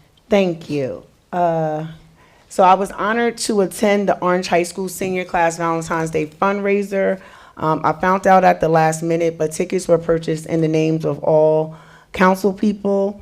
I'm currently working alongside the class advisor, Ms. Dana Jones, to help raise funds for the class of 2026.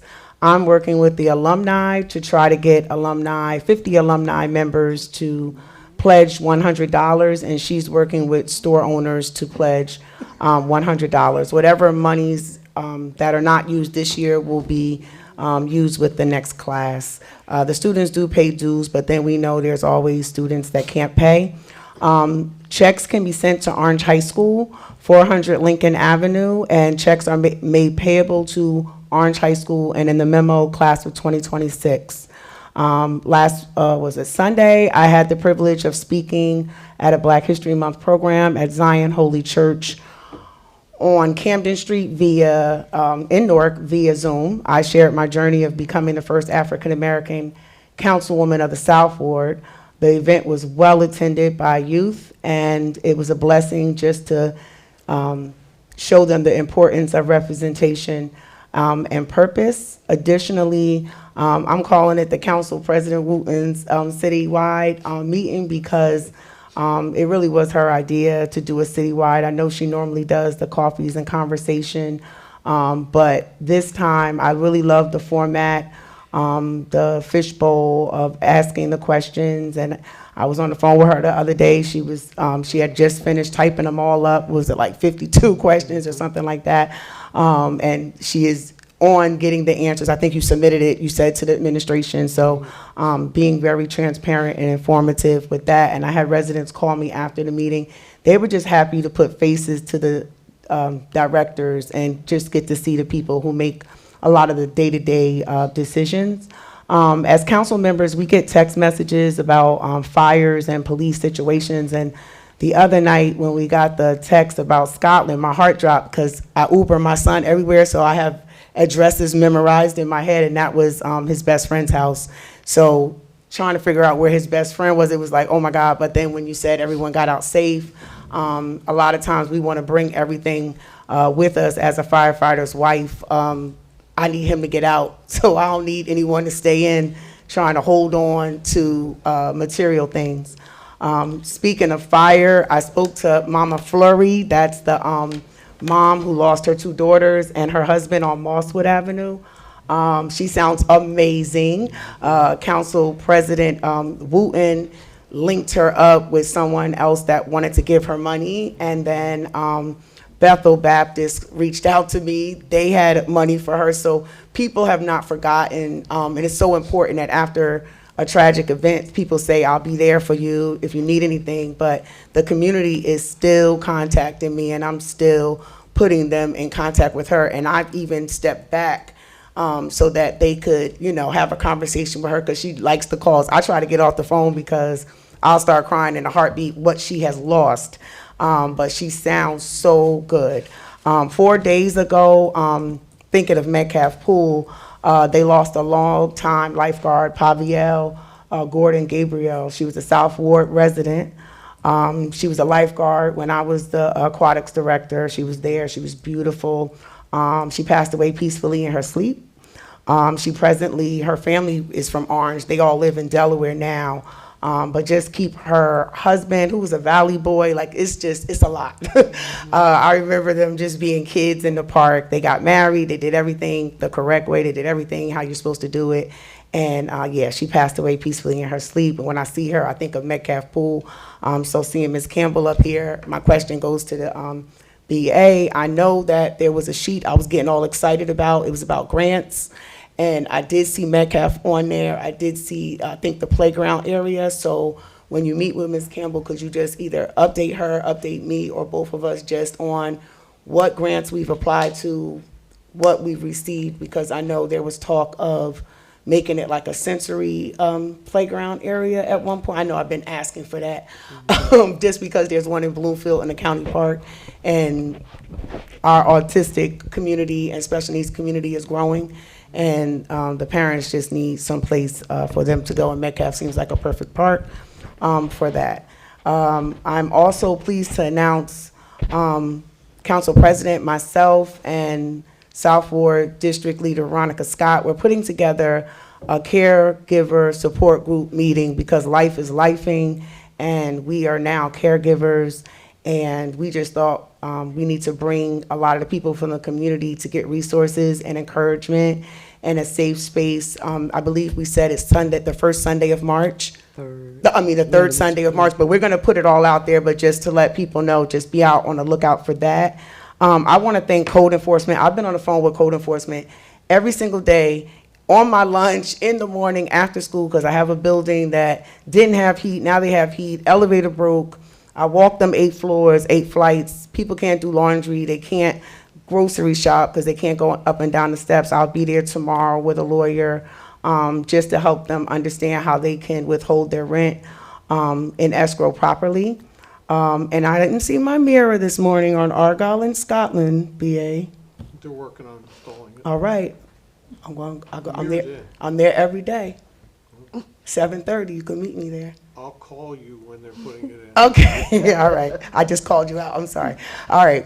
As we continue to serve and uplift our community, I'm reminded by the powerful words of Shirley Chisholm, service is the rent that you pay for the room on this earth. Thank you. So first I want to say happy Black History Month to everyone, but I live Black history every single day. And when I say that I am so glad and so proud to be Black, I am so glad and so proud to be Black. That's nothing against anybody else. I am so glad to be the daughter of a sharecropper, Oscar Wooten. So glad. Wouldn't have it any other way. My mother, Elizabeth Wooten, who's still with me, so glad. And so whenever I say Black history, you're looking at Black history, because when I was 5 years old, going out to look at Christmas lights. We turned a corner and there was a 8-foot cross burning in the yard. So I grew up in North Carolina where it's real. Not saying that it's real up here, but during the time that I grew up, it was real. My father was a POW, a prisoner of war in the Korean War. He was a prisoner for 2.5 years, so I'm Black history. Because had it not been for the United States and him not being traded to come back over here, I wouldn't be here. So whenever I say Black history is me, it's me. I went to the University of North Carolina, A&T, so I got Aggie pride. I got all that swag. Like, Black history is me, and I don't think you understand it.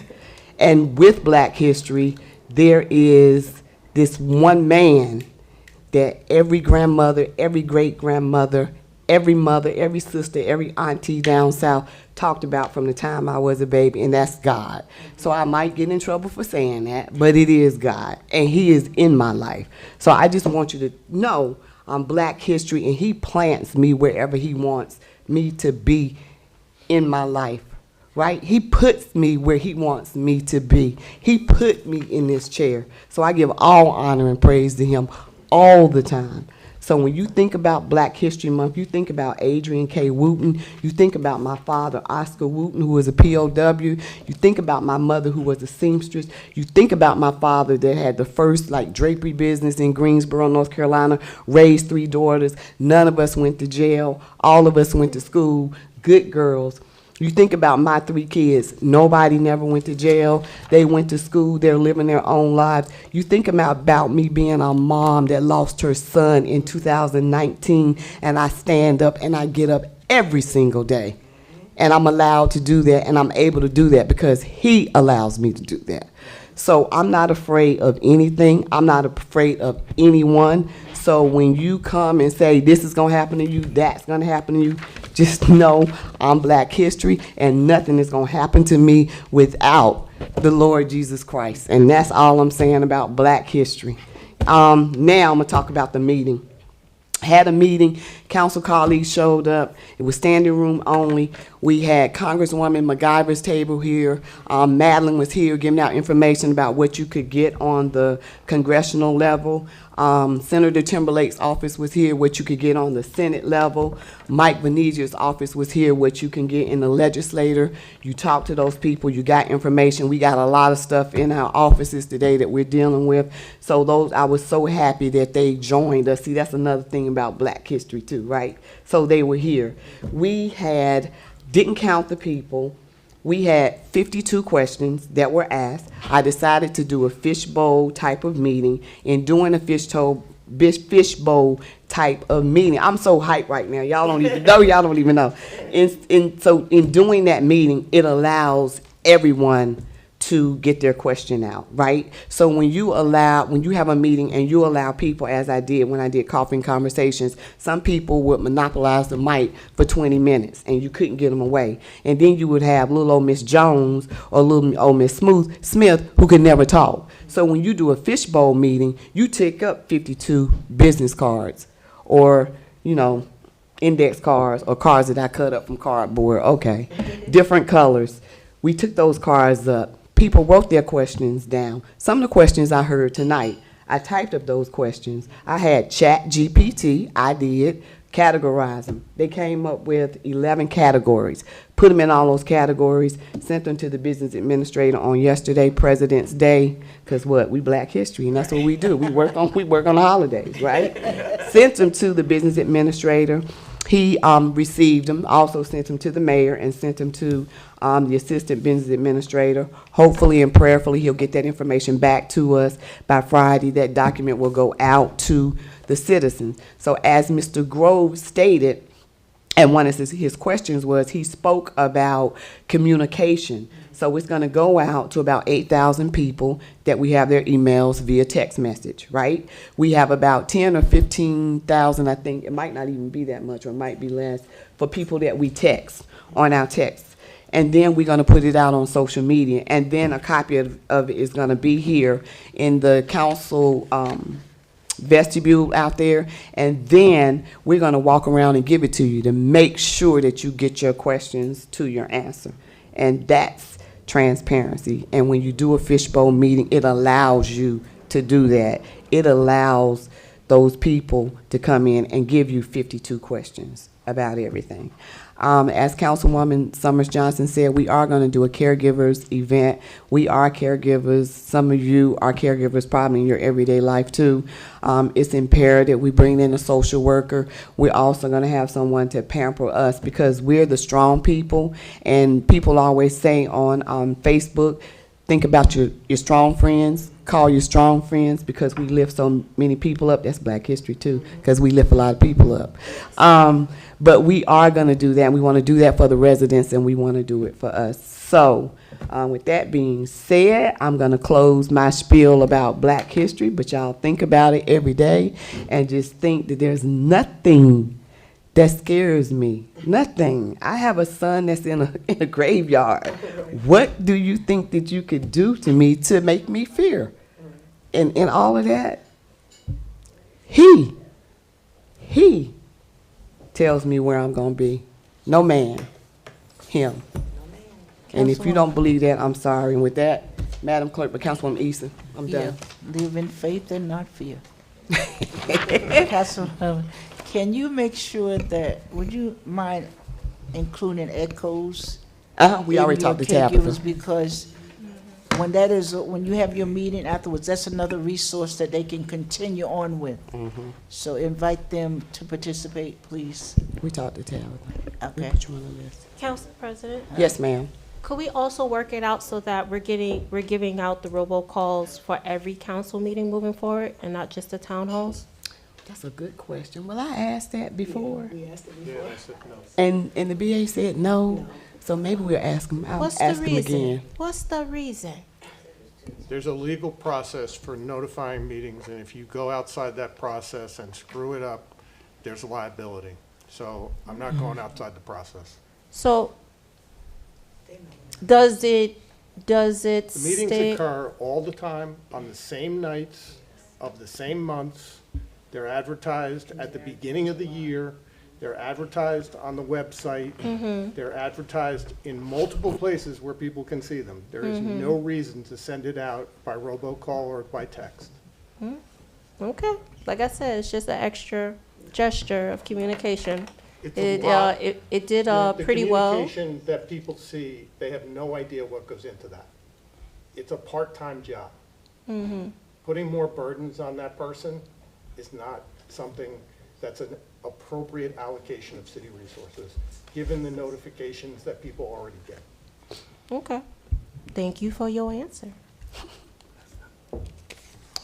Anyone else?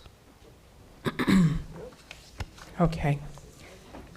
All right, so there are no ordinances on second reading or public hearing. Ordinances on introduction and first reading. Administration is pulling ordinance 1-2026. Okay, Repeat that. I'm sorry? What was the number? 1-2026, ordinance 1-2026 is being pulled by administration. Okay? The consent agenda. All items listed with an asterisk are considered to be routine by City Council and will be enacted by one motion. There will be no separate discussion of these items unless a council member so requests, in which event the item will be removed from the general order of business and considered in its normal sequence of the agenda. Are there any resolutions that any council members would like to pull for a separate vote? Council President, I yield to you. you yield to beauty, right? No. I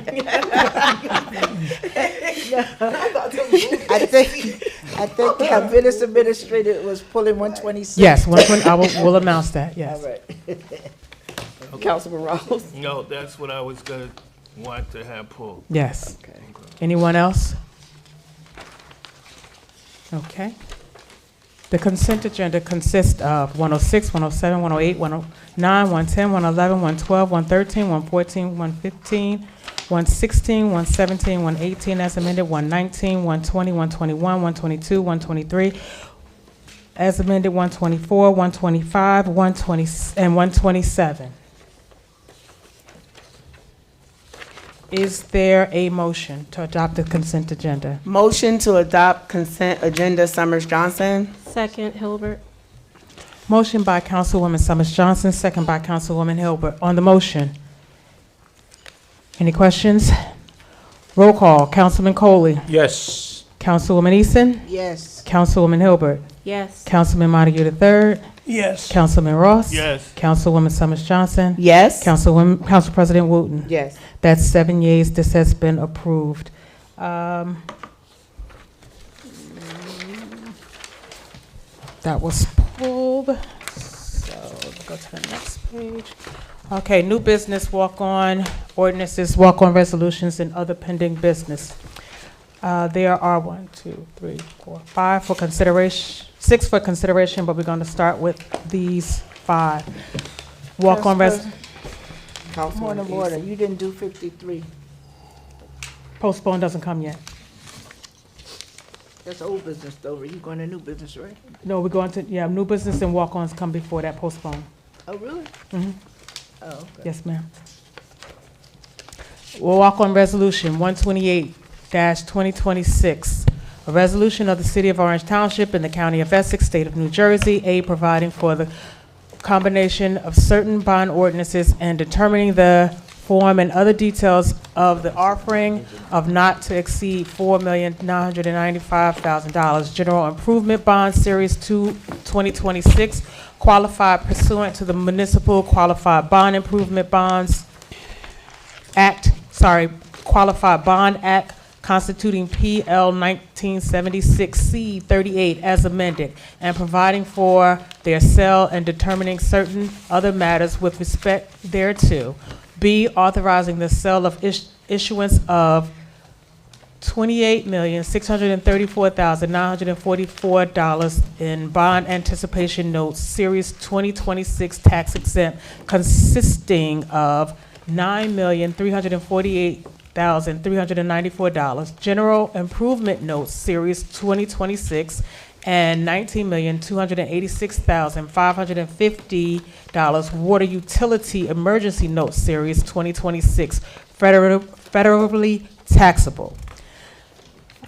Resolution 129-2026, a resolution to appoint Lurch, Vinci, and Bliss LLP of 17-17 Route 208, Fair Lawn, New Jersey, 07410, to provide finance, administration, water and sewer, and parking utility consultant services to the City of Orange Township's Finance Department and Administration for the period of January 1, 2026 through December 31, 2026 for an amount not to exceed $150,000.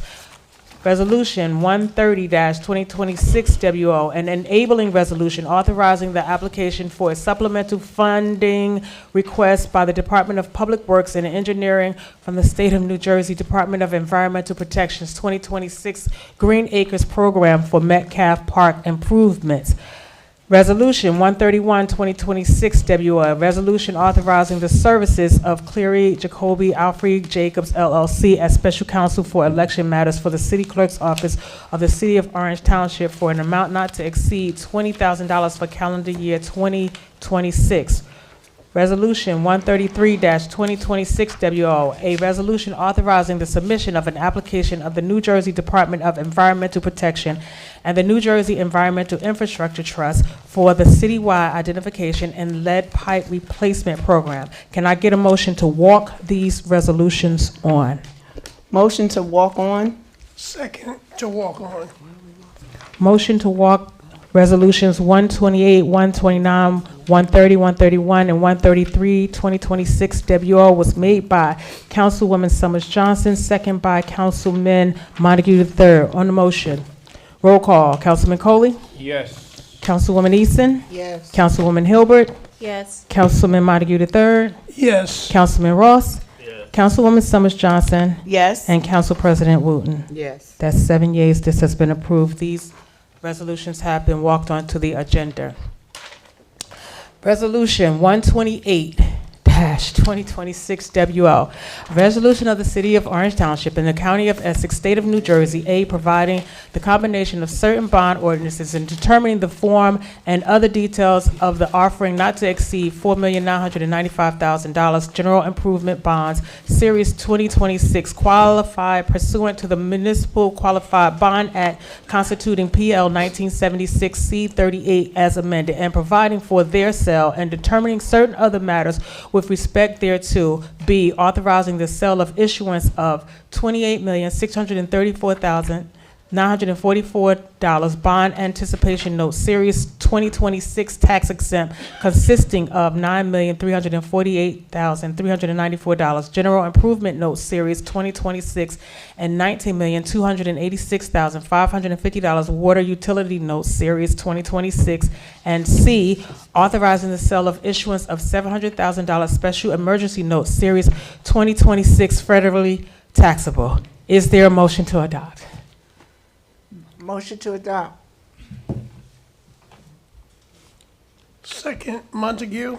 Motion to adopt by Councilwoman Easton, second by Councilman Montague III. On the motion. On the motion, Councilwoman Summers. BA, can you just explain this in English? Sure. We're having a bond sale. We have, over the course of the last several years, authorized a number of capital projects, both general improvement projects as well as water utility projects. We finance those by issuing notes, or short-term, what they call bands, bond anticipation notes. Those bands finance the project until we get up to the point where we want to permanently finance them. And this is the point at which we want to permanently finance some of the general improvement bands into permanent bonds. The remainder of the issuance is the public sale of notes. Those are projects that we've approved that are not yet ready to go to permanent financing, but we need to roll over the notes, and because the amount is so high, we like to do it as a public bond sale or a public note sale. This authorizes us to do that, sets forth the form of the notes and the bonds, the maturity schedule for the permanent financing, and gives public bidders an opportunity to bid on the purchase of those bonds and notes. Thank you, sir. Anyone else on the motion? Yes. Councilman Ross. What does this do for the city of Orange, Chris? I mean, what's the advantage of doing this? Well, first of all, when you permanently finance, you save money because you're going into a favorable interest rate market, much more favorable than it was 2 years ago or even a year ago. So we've strategically picked this time to go into the market because of lower interest rates, number one. Number two, it enables you to complete the capital projects that have been authorized and funded, authorized by the council and have been funded temporarily, so that we can close out those capital projects and pay for them over a period of anywhere from, I think the average useful life here is roughly 25 years. So we get to pay for the improvements over a period of 25 years while we enjoy the improvements. So the real benefit is the benefit of actually doing the projects, because many of these projects are capital improvements such as the street side improvements down by Crane Street. We did those with a RAB. The improvements to Ropes Playground, the improvements for the purchase of the sweepers, providing for the acquisition of the 911 system and radio equipment for police and fire, various acquisitions of property for Joyce Carnegie Park, the acquisition of equipment for Lincoln Avenue and Crane Street parking garages. That in and of itself will pay for itself within 2 years based on the revenue proposed or projected to be collected at those two garages. And then the notes are primarily water utility notes, And those projects include replacement of mains, water mains, sewer mains, catch basins, valves, curb boxes, and some of the temporary PFAS treatment plans. So they're all authorized capital projects that make improvements to the city. So if this was hypothetically voted down, these projects wouldn't get done? Well, two things would happen. One, when you keep projects in bond anticipation notes, you have to pay down a chunk of that bond anticipation note every year. So it would have significant budgetary impacts, because instead of spreading that cost out over 25 years, you have to pay it down in 9. I think in this case, it would be even less, because we've had them in bond anticipation notes for a couple of years already. So, and number two, if the project hasn't started, then, and this doesn't get voted forward, then those projects would have to be canceled. Has our bond council looked at this and agreed with this? Bond council drafted this. Okay. Thank you. Good questions. Thank you. Thank you. Anyone else? Okay. Roll call, Councilman Coley. Yes. Councilwoman Easton. Yes. Councilwoman Hilbert. Yes. Councilman Montague III. Yes. Councilman Ross. Yes. Councilwoman Summers Johnson. Yes. And Council President Wooten. Yes. That's 7 yeas. This has been approved. Resolution 129-2026 WO, a resolution to appoint Lurch, Vinci, and Bliss LLP of 17-17 Route 208, Fair Lawn, New Jersey 07410, to provide finance, administration, water and sewer, and parking utility consultant services to the City of Orange Township's Finance Department and Administration for the period of January 1, 2026 through December 31st, 2026 for an amount not to exceed $150,000. Is there a motion to adopt? Move, Wooten. Second, I'm sorry. Moved by Council President Wooten, second by Councilwoman Easton. On the motion, roll call, Councilman Coley. Yes. Councilwoman Easton. Yes. Councilwoman Hilbert. Yes. Councilman Montague III. Yes. Councilman Ross. Yes. Councilwoman Summers Johnson. Yes. Councilwoman President Wooten. Yes. That's 7 yeas. This has been approved. Okay. Turn page. Resolution 130-2026 WO, an enabling resolution authorizing the application for a supplemental funding request by the Department of Public Works and Engineering from the State of New Jersey Department of Environmental Protection 2026 Green Acres Program for Metcalf Park improvements. Is there a motion to adopt? Motion. Second, Hilbert. Motion by Council Member Montague III, second by Councilwoman Hilbert. On the motion? On the motion, Councilman Ross. can I get an explanation, Mr. BA? Sure. So, as you know, we were supposed to have a Green Acres hearing tonight on a separate project. The reason, it was for the baseball fields. The reason that we couldn't have the hearing was because we spoke to Green Acres. There was Green Acres funded work done on the baseball fields within the last 20 years, and you can't use Green Acres funds within a 20-year period for the same project. So instead of identifying a new project, we went back to an older project, which was the dog park for Metcalf Park. And we decided that we would enable, through this resolution, the reallocation of the focus to that project. And that's what this does. Anyone else?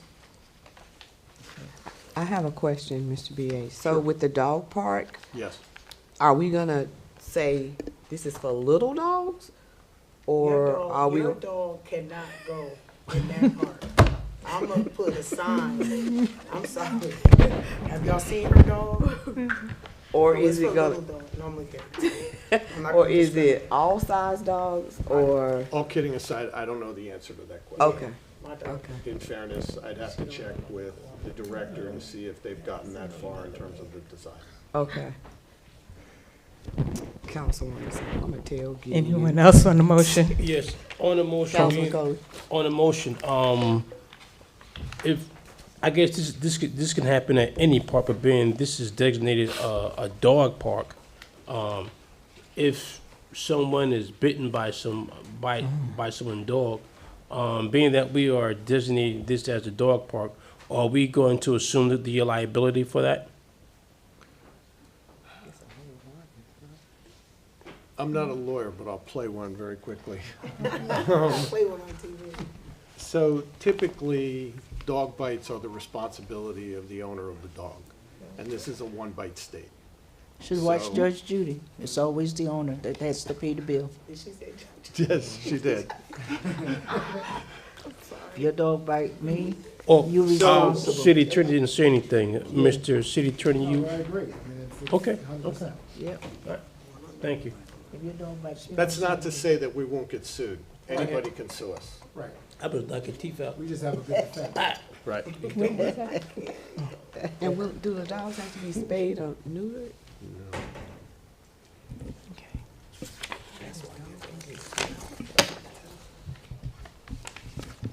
Anyone else on the motion? Okay. Roll call. Councilman Coley. Yes. Councilwoman Easton. Yes. Councilwoman Hilbert. Yes. Councilman Montague III. Yes. Councilman Ross. Yes. Councilwoman Summers Johnson. Yes. Council President Wooten. Yes, ma'am. That's 7 yeas. This is approved. Resolution 131-2026 WO, a resolution authorizing the services of Cleary Jacoby Alfredi Jacobs LLC as special counsel for election matters for the city clerk's office of the city of Orange Township for an amount not to exceed $20,000 for the calendar year 2026. Is there a motion to adopt? Motion. Second, Ross. Motion by Councilman Montague III, second by Councilman Ross. On the motion. Roll call. Councilman Coley? Yes. Councilwoman Easton? Yes. Councilwoman Hilbert? Yes. Councilman Montague III? Yes. Councilman Ross? Yes. Councilwoman Summers Johnson? Yes. Council President Wooten? Yes. Yes, that's 7 yeas. This has been approved.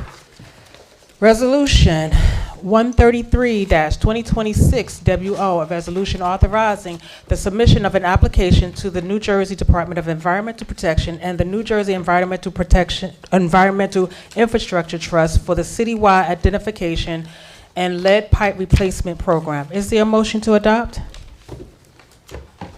Motion to adopt, Ross. Is there a second? Second, Hilbert.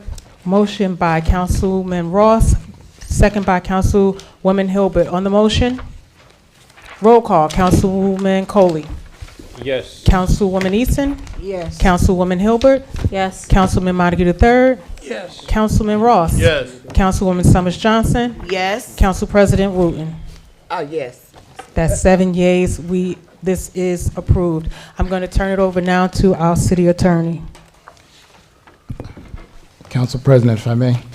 Councilman. There's a walk-on resolution proposed, Resolution 132-2026. I recommend going into executive session before that resolution is considered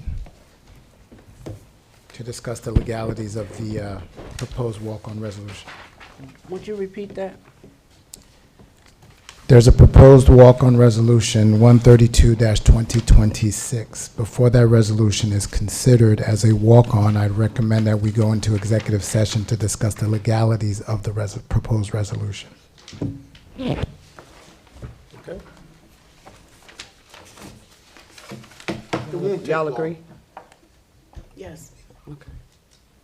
Do we need to vote? It's a motion. Yes, you have to. Any motion? Motion to go into executive session? Second, Montague. Motion to go into executive session was made by Councilwoman Summers Johnson, second by Councilman Montague III. On the motion, all those in favor vote by saying aye. Aye. Any nays? Motion adopted. We are now in executive session.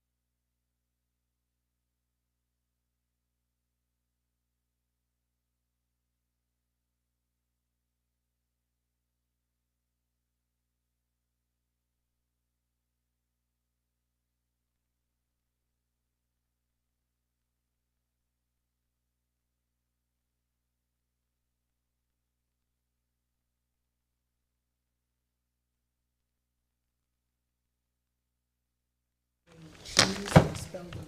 Yeah, you have to spell certain words. Yeah, because they don't always cheat. Or go outside, you know. Okay. Can we get a motion to reconvene? We did it already. Oh, you did?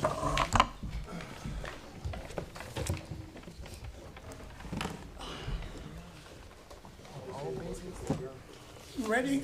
No, we gotta talk about old business. Right? Yes. Okay. You running from somebody. Postponed ordinance 53-2025, an ordinance to amend the code of the City of Orange Township, Chapter 200, entitled Vehicles and Traffic, Section 200-33, entitled Schedule 2, No Parking, Certain Hours, Central Avenue, sponsored by Councilman Coley. This has been postponed. The recommendation is to remain postponed. Yes, I was actually postponed, yes. Second. A motion to postpone was made by Councilman Coley, second by Councilwoman Easton. On the motion, Councilman Coley? Yes. Councilwoman Easton? Yes. Councilwoman Hilbert? Yes. Councilman Montague III? Yes. Councilman Ross? Yes. Councilwoman Summers Johnson? Yes. Council President Wooten? Yes. That's 7 yeas. This is approved to remain postponed. Is there a motion to adjourn? Motion to adjourn? Second. Motion to adjourn by Councilwoman Summers Johnson, second by Councilman Montague III. On the motion, all those in favor vote by saying aye. Aye. Any opposed? Meeting is adjourned at 9:30 p.m. The next scheduled municipal council conference meeting and regular meeting will be held on Tuesday, March the 3rd at 7 p.m. at City Hall, 29 North Day Street, Orange, New Jersey, 07050 in the council chambers. Yeah, you said it.